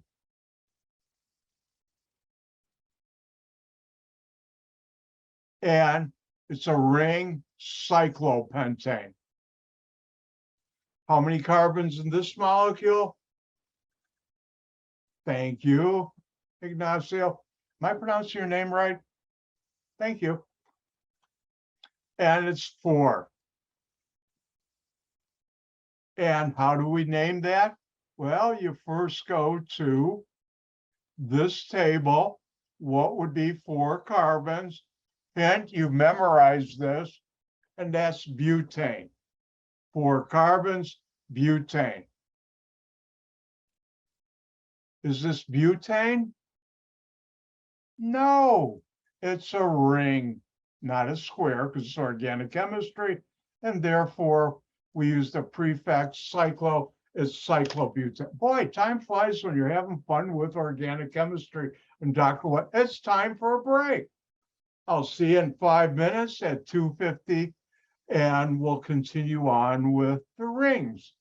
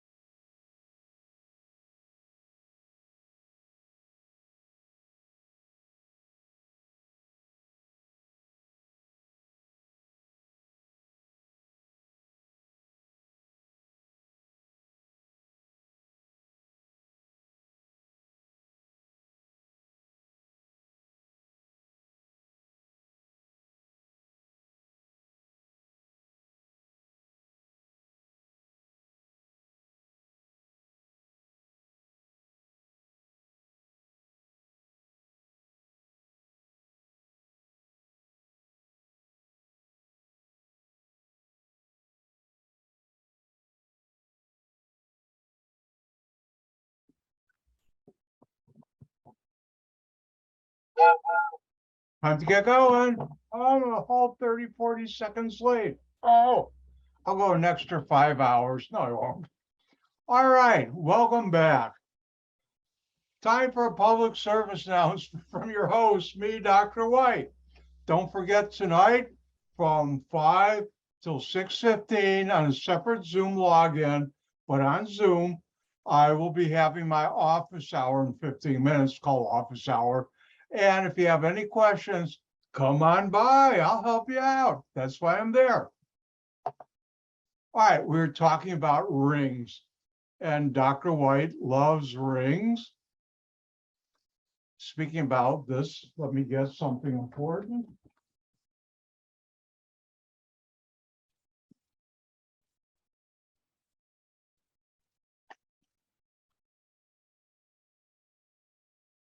Have to get my models. And let's do one more ring. How many carbons in that ring? No, it's not a triangle.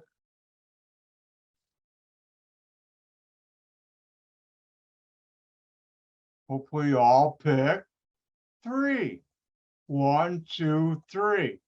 Now, 3 carbons alkane is propane.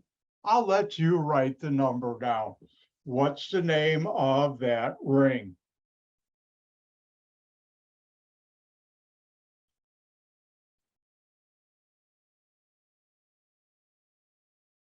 And when you're done, give me a thumbs up.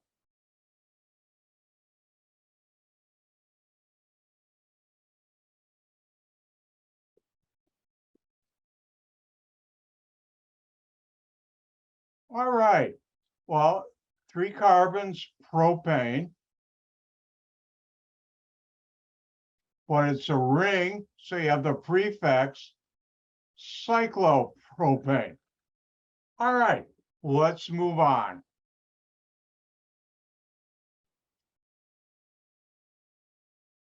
Oh, let's not do that one. Hold on, I'm going to erase this.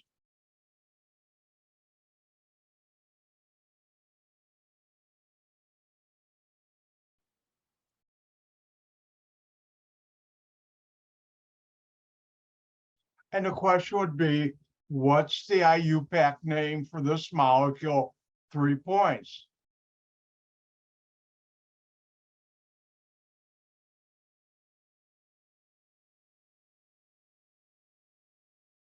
I shouldn't be lazy,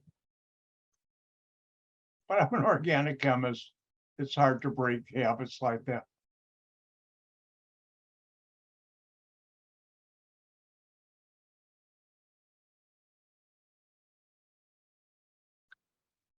So you have this molecule here, A, and you have to name it.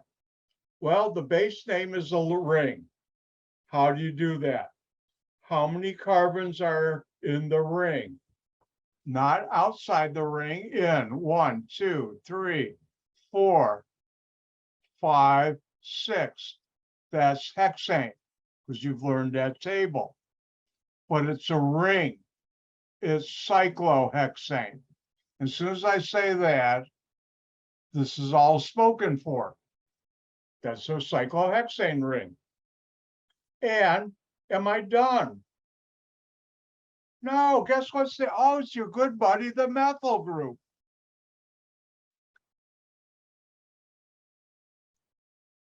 So CH3 is an alkyl group, that's methyl. Now, am I done? And the answer is yes. And you're going to say, Dr. White, how come you don't call that 1-methyl cyclohexane? I say, that's a good question. And I also say, wait a second while I do my model. Actually, it'd be more than 1 second, a few seconds.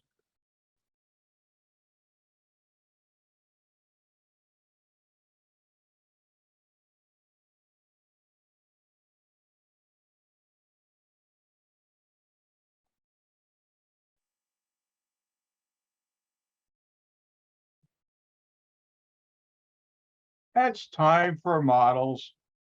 I used to have students do model lab and they hate it with a passion, so I took it out of their thing.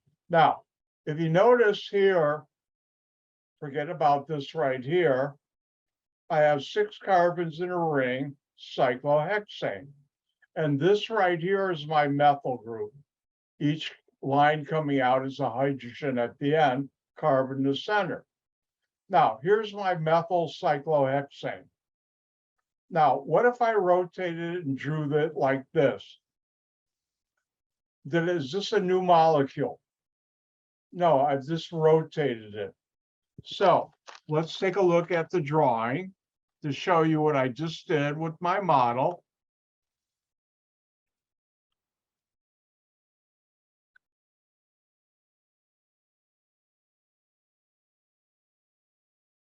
All I've done is rotate it 60 degrees. Is that a different molecule? No. Therefore, this would also be 1. When there's 1 alkyl group on a ring, you do not use a number. When there's 1 alkyl group on a ring, you do not use a number. Okay? Well, I better share the fun.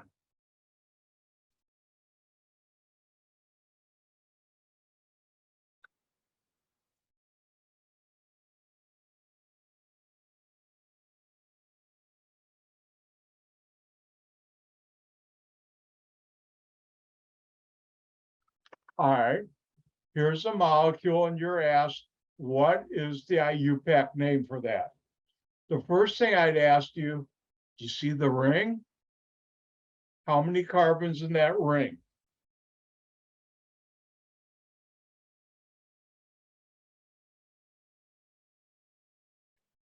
Hopefully you pick 6.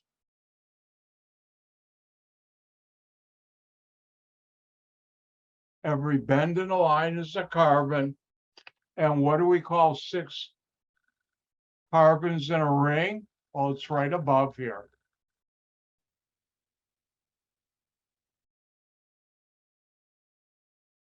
Cyclohexane. Now, let's take a look at, once we say cyclohexane, that's all spoken for. Are we done? No. What's 3 carbon alkyl group? And notice the center of those 3 carbons is bonded to the ring. Well, let's look at the alkyl group table. That hint you're going to be learning. Big hint you're going to be learning. Now, we have 3 carbons. We have 2 choices, N-propyl or isopropyl. Which one of those has the center carbon bonded to something? And hopefully you've all picked isopropyl. See how the line goes to the center of 2 carbons, 3 carbons, as opposed to the end? That would be an isopropyl group. So this right here is isopropyl. It can be oriented differently, but the way you look at it is how many carbons in that alkyl group? 3. Which of those 3 carbons is bonded to the ring? The end carbon or the center carbon? And it's the center carbon. So this would be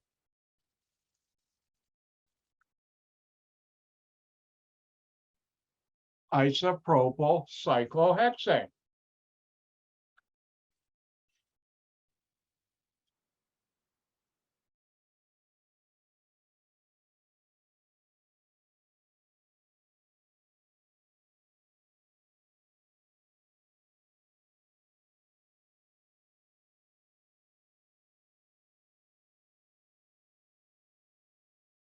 Now, let's look at this ring. The first thing I'd ask you is, how many carbons are in the ring? Notice the ring, that's always going to be the base name for this class.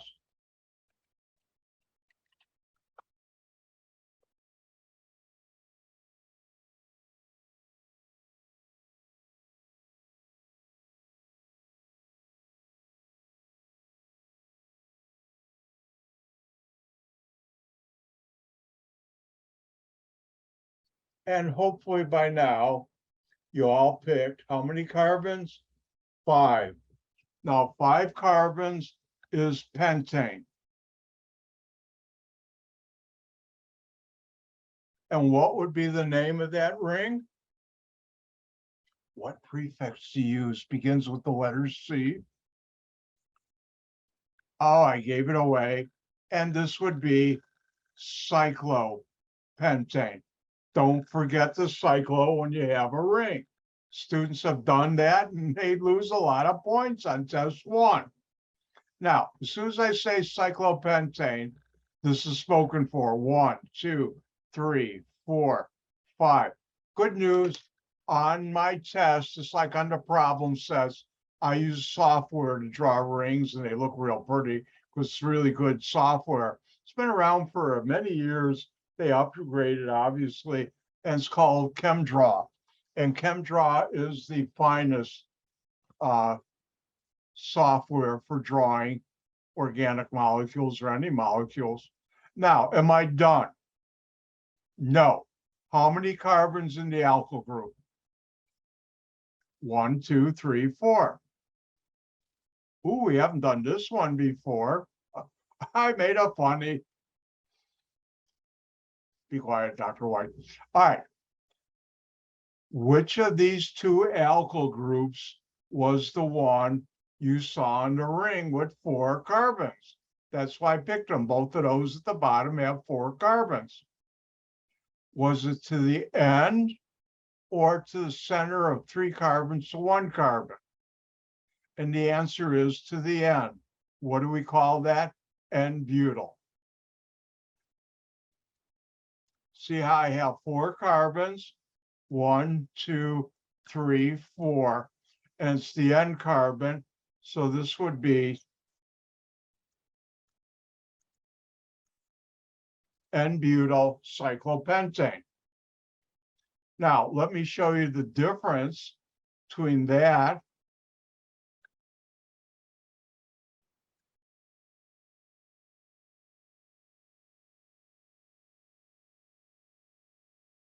and this one.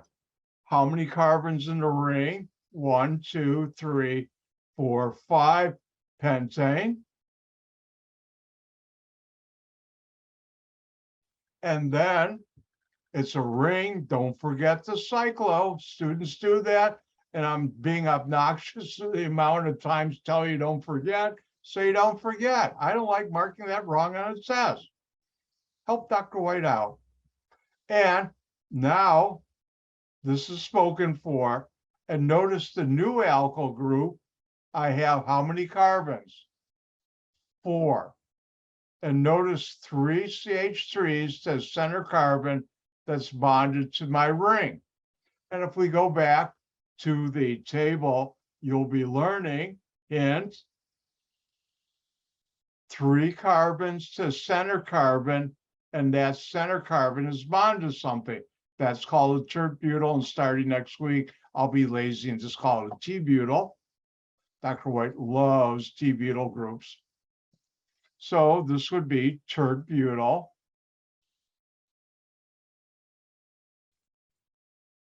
cyclopentane. Oh, one thing I forgot to, don't write this down. But if you ever wonder, is Dr. White really an organic chemist or not? I am, but in case you were wondering.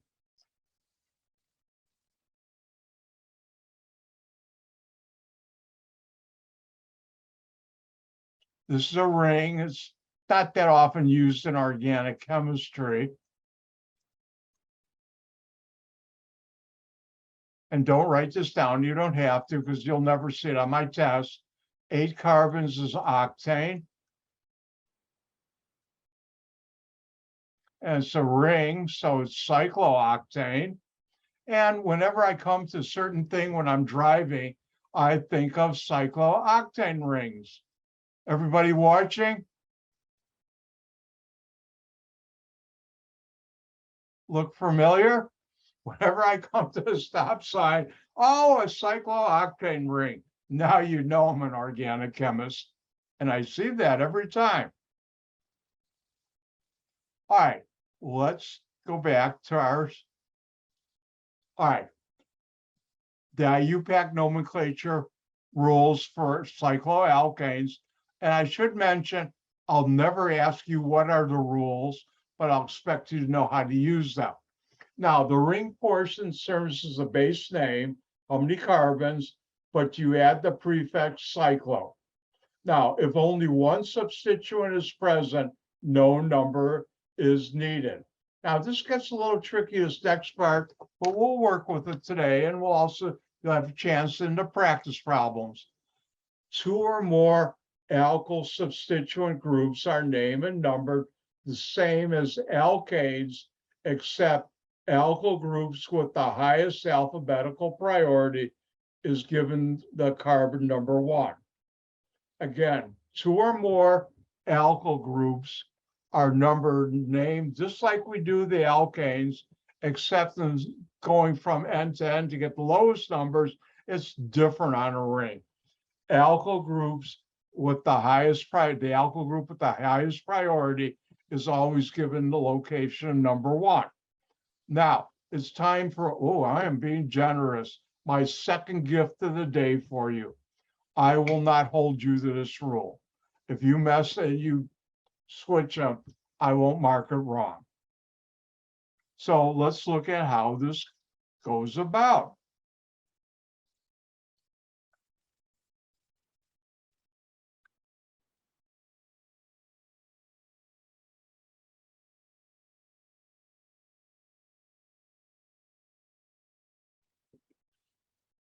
All right, I have a ring there.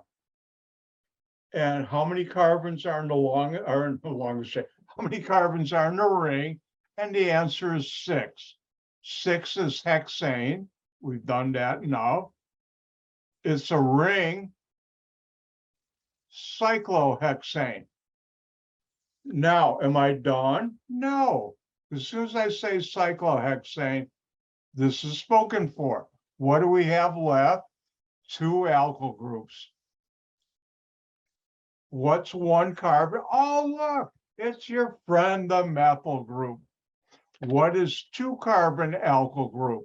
Well, in case you forgot, hopefully you've learned this table soon. 2 is called ethyl.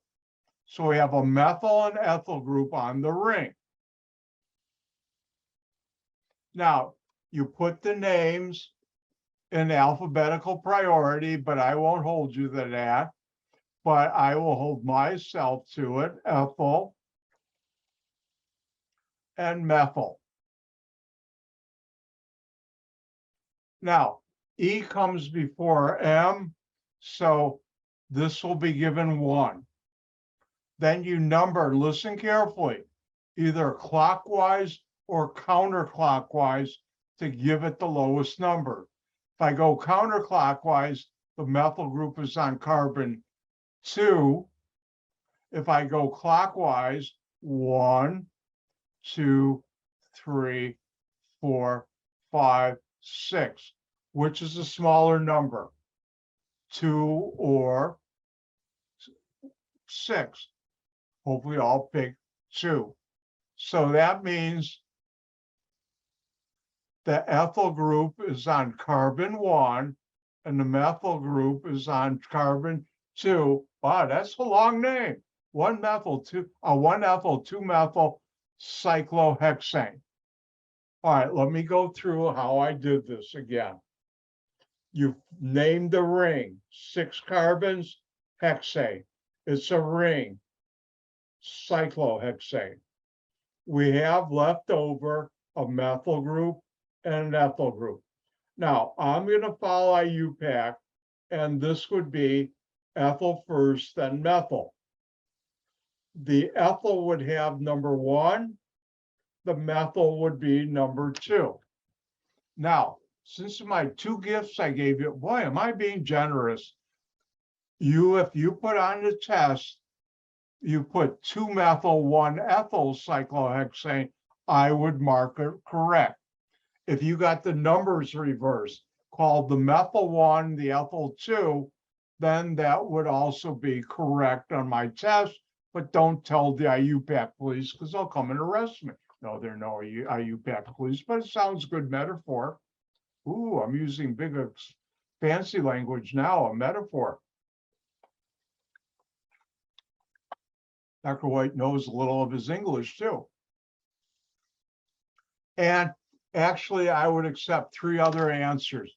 You have the number switch, you have the name switch, you have the names and the number switch. But the one I give is the correct IUPAC name. All right, let's have you try one.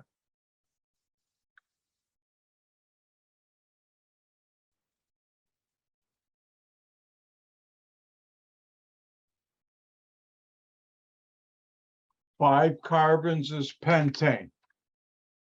5 carbons is pentane. I'm using the same alkyl group. So why don't you try what's the IUPAC name for the following?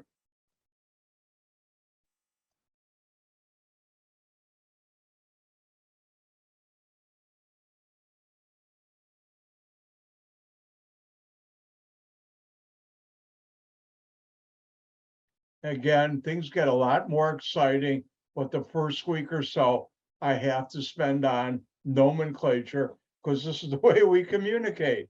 If you don't know how I communicate, you're not going to understand what I'm talking about. The fun part, reactions. Now, you know I'm an organic chemist. Oh, you'll love them. They're so much fun.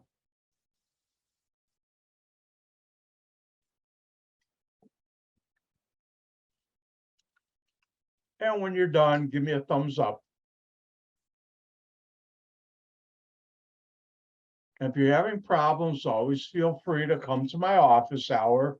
And don't forget, you're just learning this, so it can be very challenging at first. Hopefully by test number 1, it's not, which is why I have office hours.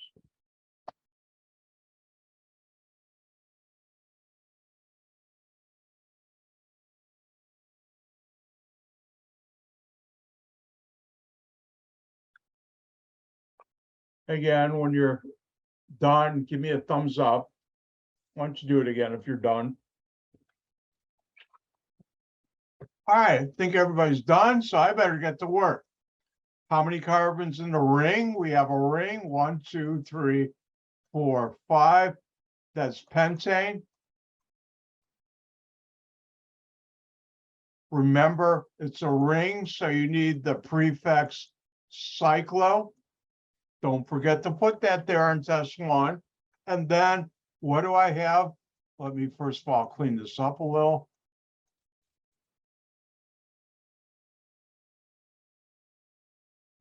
We have a methyl. Well, as soon as I say that, this is spoken for. I have a methyl group and an ethyl group.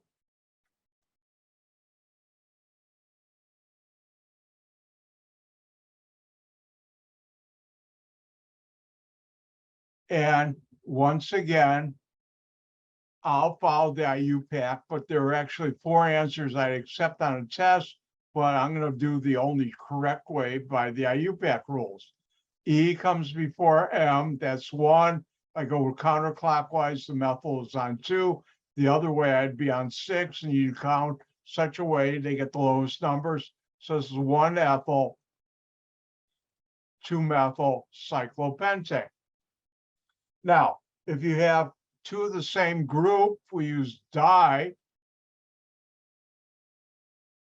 You know something? Hold on.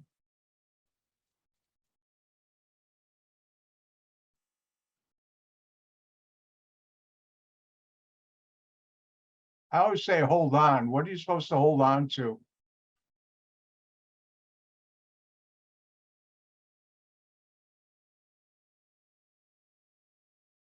Now, let's take a look at this one. How many carbons are in the ring? When you figured that out, why don't you look at this table to write down just the ring name?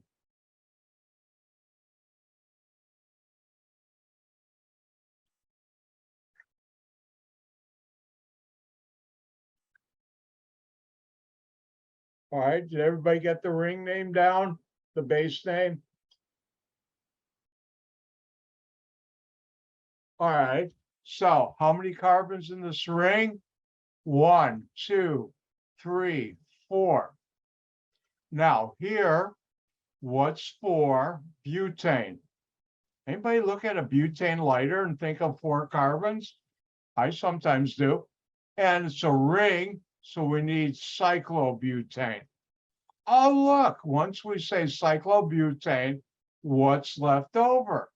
CH3, not one, but 2 of them. Oh, it's your old friend, the methyl group. Aren't you getting nicely acquainted with the methyl groups? And so this would be methyl, but we have 2 of them. And how do we say 2? Don't get dizzy. Look, when you have 2 of the same, it's di, 3 is tri.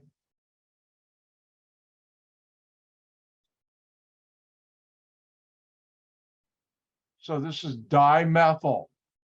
Now, when you have more than one alkyl group on a ring, you always have to use numbers. And notice they're on the same carbon, you give that the lowest number. So this would be 1,1-dimethyl cyclobutane.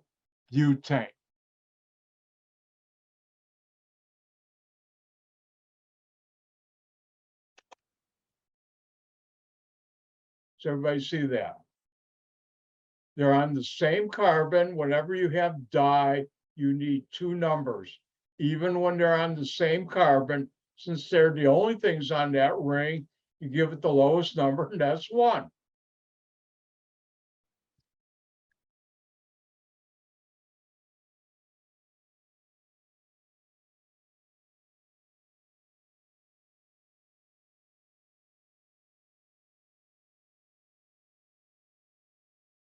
All right, here's one for you to try. Oh, am I sharing the fun?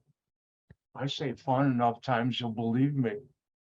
All right, how many carbons are in the longest, that are in the ring? Sometimes Dr. White gets in the wrong mind frame. And the answer is 5. What do we call 5? Pentane. And now I'll let you figure out the rest of them. By now, I think you know what the CH3 alkyl group is called. Look above.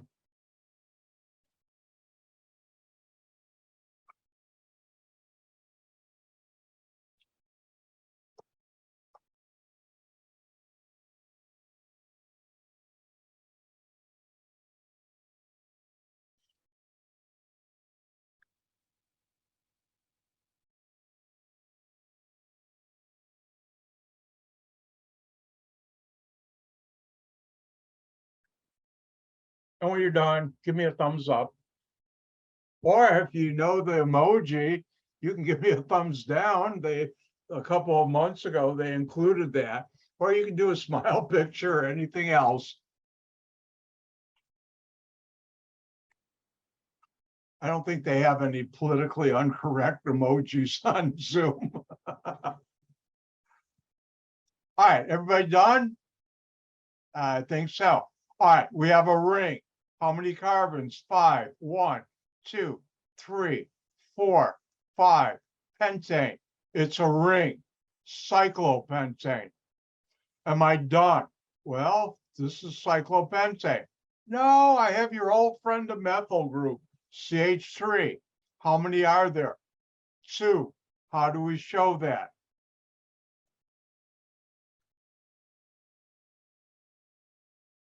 Dimethyl. Am I done? No, I need numbers. I can call one of them 1 and the other 2. I could have called this 1, that 2. So this would be 1,2-dimethyl cyclopentane. If you happen to be in a party Saturday night, you can write this down on a cocktail napkin, or if you're at a bar or a restaurant on a regular napkin, and ask the people you're with, do you know the IUPAC name of this? Don't, you're going to lose a lot of friends real quick. All right, now there are 2 skills, 2 you should have with nomenclature. One is, here's the structure, give the IUPAC name. The other is,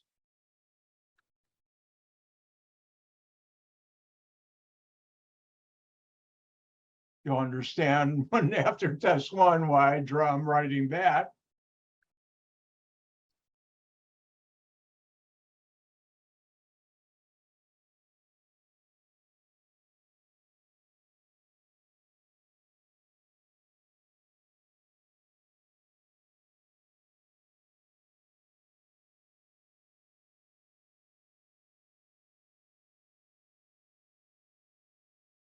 Draw the structure for cyclohexane. How do you do that? Well, always in an organic name to decode it so you know what the secret structure is. It's not secret, but it sounds neat. You start from the right, move left. Hexane, 6 carbons. How do you know that? Because you've memorized this chart. Hexane, 6 carbons. But we have cyclo, and that tells you it's a ring with 6 carbons, and that's drawn this way. And I'm done. You don't show hydrogens when you use the line method. So I'm done.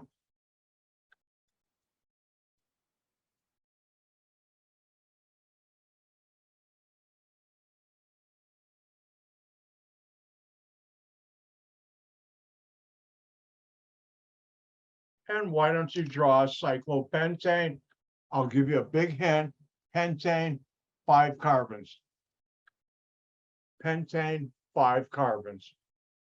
On test, I won't give you that big hint, but it's because you learned that table.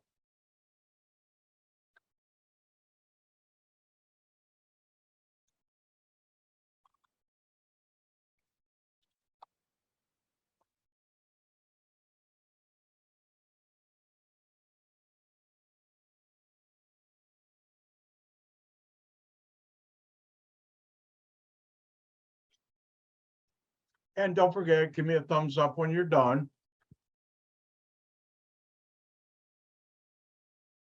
Waiting for one last person.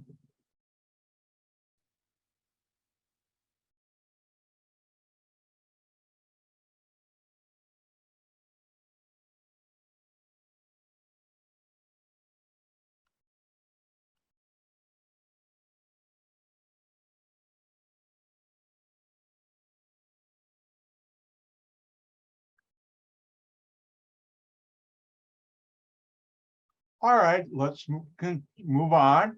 And how do you draw this? You start from the right, move left.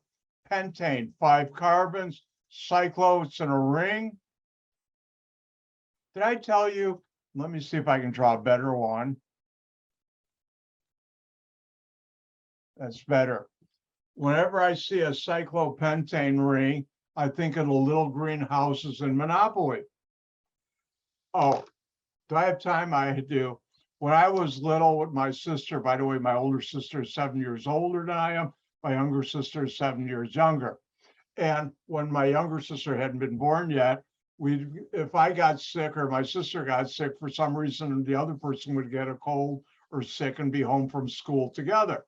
So we'd play Monopoly, and we played cutthroat Monopoly, and it was so cutthroat. If you went to the bathroom, the other person always stole some $500 bills from the bank.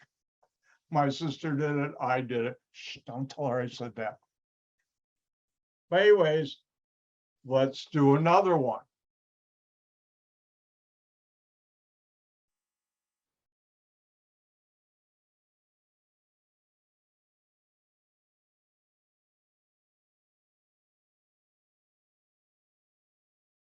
Remember, butane, 4 carbons. Does everybody know what a methyl group is now? See, I told you it'd be your good friend. And why don't you try that?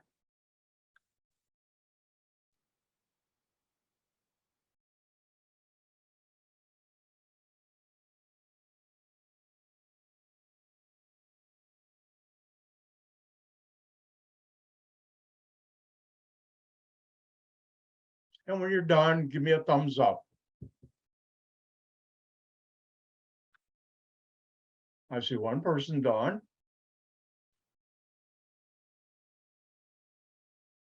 2, 3, and you're all done. Let's get good moving. All right, how do you decode this? Know what to draw? You start from the right, move left.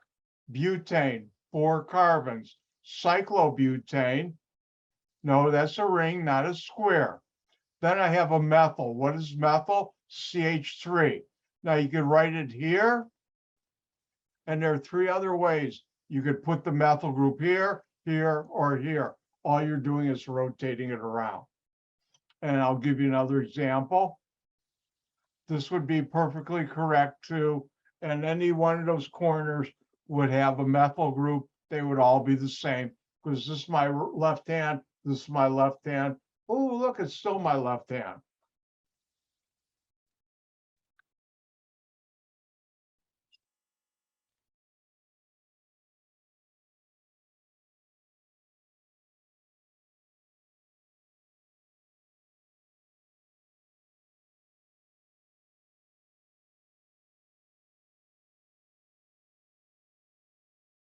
And I'll give you one more to try all on your own because I want to share the fun.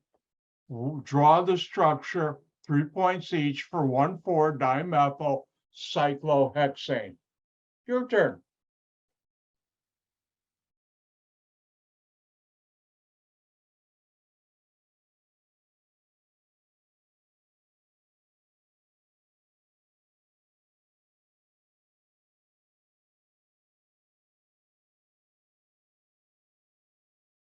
And don't forget, if you need any help, I have my office hour tonight from 5 to 6:15 on the Zoom login. That's both on D2L and it's also in my syllabus. Somebody's getting nice and happy with our organic. See, it's not that bad. Now, whose beat are you going to? That's allowed in my class. Truth be told, I'm sitting on the floor. What? And truth be told, I'm sitting on the floor and my butt's kind of numb. Oh, okay. That's why I also take breaks so it doesn't happen to me. If you want, you can always feel you can get up and stretch for a second. But anyways, if you were listening to music, did I tell you my claim to fame? Not as an organic chemist, but in my senior year of high school, I saw Jimi Hendrix play live. Oh, what a concert. All right, let's get back to organic chemistry. The question is, how do you draw the structure? And it's an important thing because if I'm looking at a paper and reading, I see 1,4-dimethyl cyclohexane. Ooh, what does that look like? And I'll do this in my head or on paper.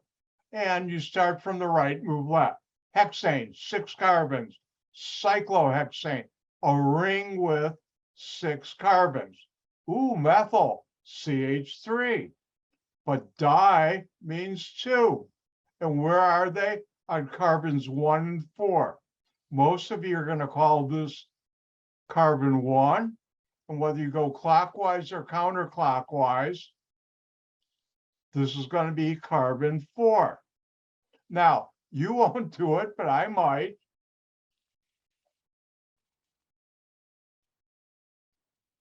This is another answer. And all I've done is rotate the ring 60 degrees. So that's how you do nomenclature.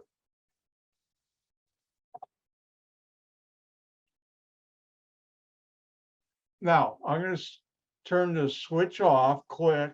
Will this be ever on a test? No, but sometimes in certain entrance exams, they ask questions like this, but I will never ask on a test or on my final.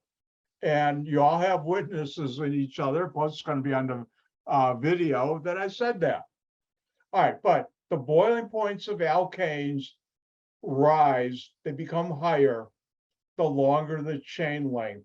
The more carbons, the higher the molecular weight, the higher the boiling point. Now, when you have different isomers, the more branching, if you have 2 isomers, say 8 carbons, the one that's straight chain will be a higher boiling point than the one that's branched. And that's, there's some reasons behind it, but I'm not going to go into it. they have down here in your book is spherical, more spherical, and it has to do with intermolecular forces that I'm not going to cover in this class. Again, this is more for you take a nursing exam, entrance exam, they may ask you this in the organic. At least that's what I've been told. All right, real quick, conformations in alkanes. There's something called conformations where you have around a carbon-carbon single bond rotation, and we're not going to get into it, so skip this slide. Oh, all right, I've got to do something. Wow, we lasted this long.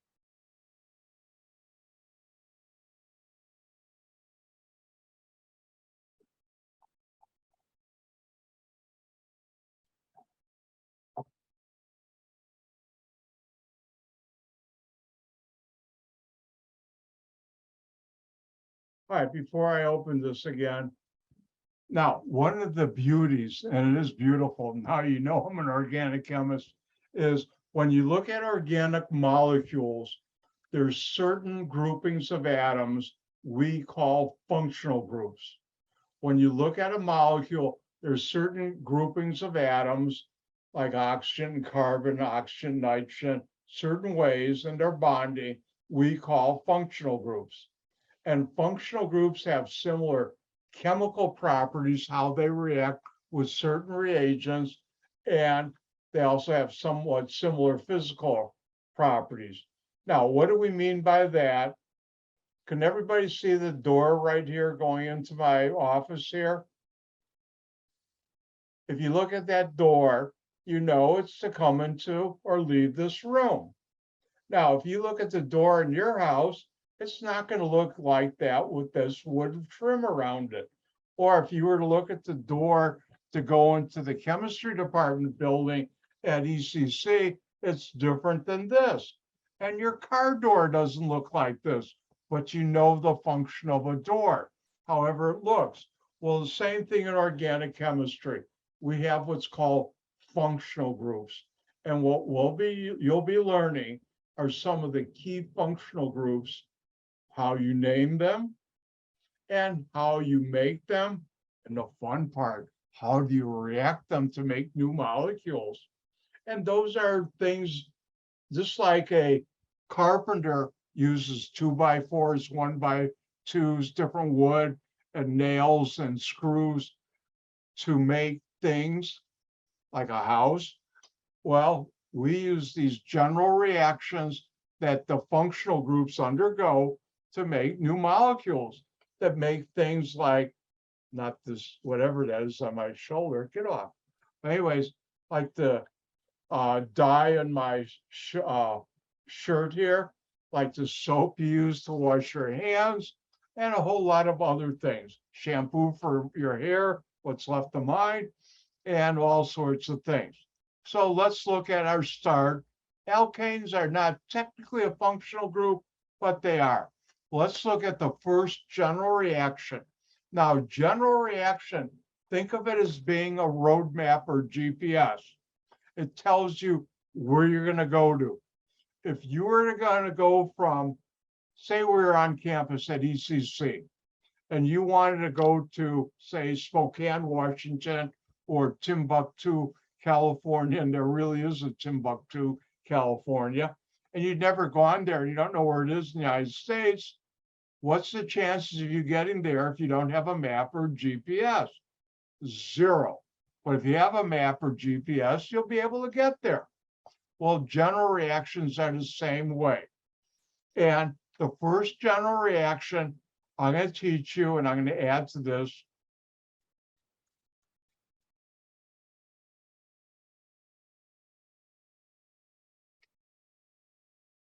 If you take an alkane or cycloalkane, react it with oxygen, you'll get carbon dioxide, water, And I put down heat, but you won't have to put that there. But there you get heat. And this is a general reaction. And this is called combustion. This is what happens with the gasoline in your car engine. It also happens with the propane in your barbecue. You have to add a little spark or heat source. I don't have it here, but you get combustion, a flame, and it converts it to carbon dioxide, water, and heat. Now, how do we do this?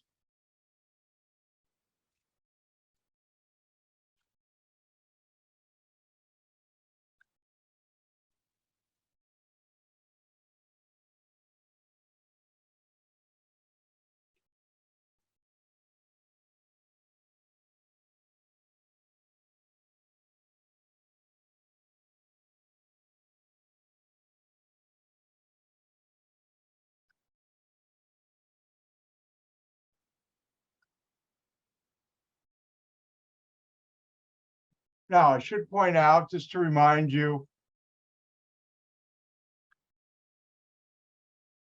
A plus B makes C. It's a chemical reaction. A and B are called the reactants. If you're in industry like I am, more likely I'll call them the starting materials. People work in the academics only call them reactants. You work in the chemical industry like I had for many decades, we'll call that starting materials.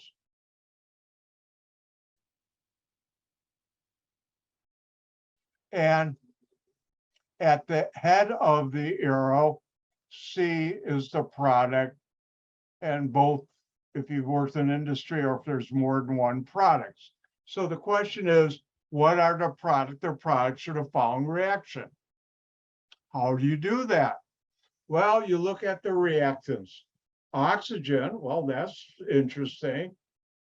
What's CH3, CH2, CH3? Well, it's only carbons and hydrogens and carbon-carbon single bonds. That's an alkane. And it could have been, I should put or,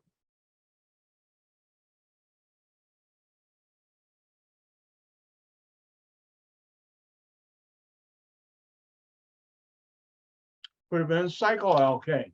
And you have memorized, yes, there's a lot of memorization. When I have an alkane or cycloalkane oxygen, I get CO2 and water. Heat is not considered a chemical product, even though that's probably the most important thing of this reaction. So, wrong place to go to.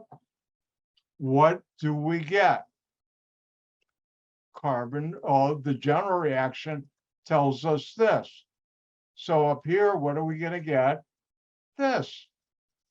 Now, organic chemists are lazy.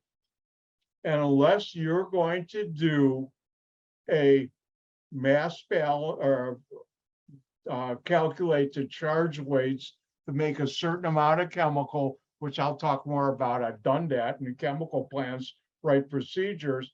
We do not balance equations. And good news, it's gift number 3. And this one's a big gift. In my class, you will never have to balance a chemical equation. Because for this, we're just looking at what are the identities that are products. So I'm done. Carbon dioxide and water. Now, this is propane. And this is what happens when you barbecue.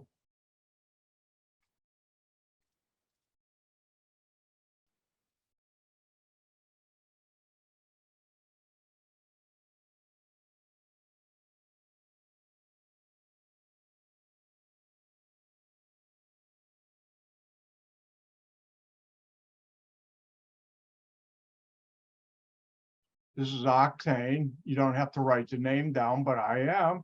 It's a major part of gasoline. And if you react it with oxygen, and I can make what would be the product or products of this reaction. I'm going to go a minute or two afterward, and then I'll say goodbye. Octane, what is that? An alkane. Could have been a cycloalkane. In this case, it's not.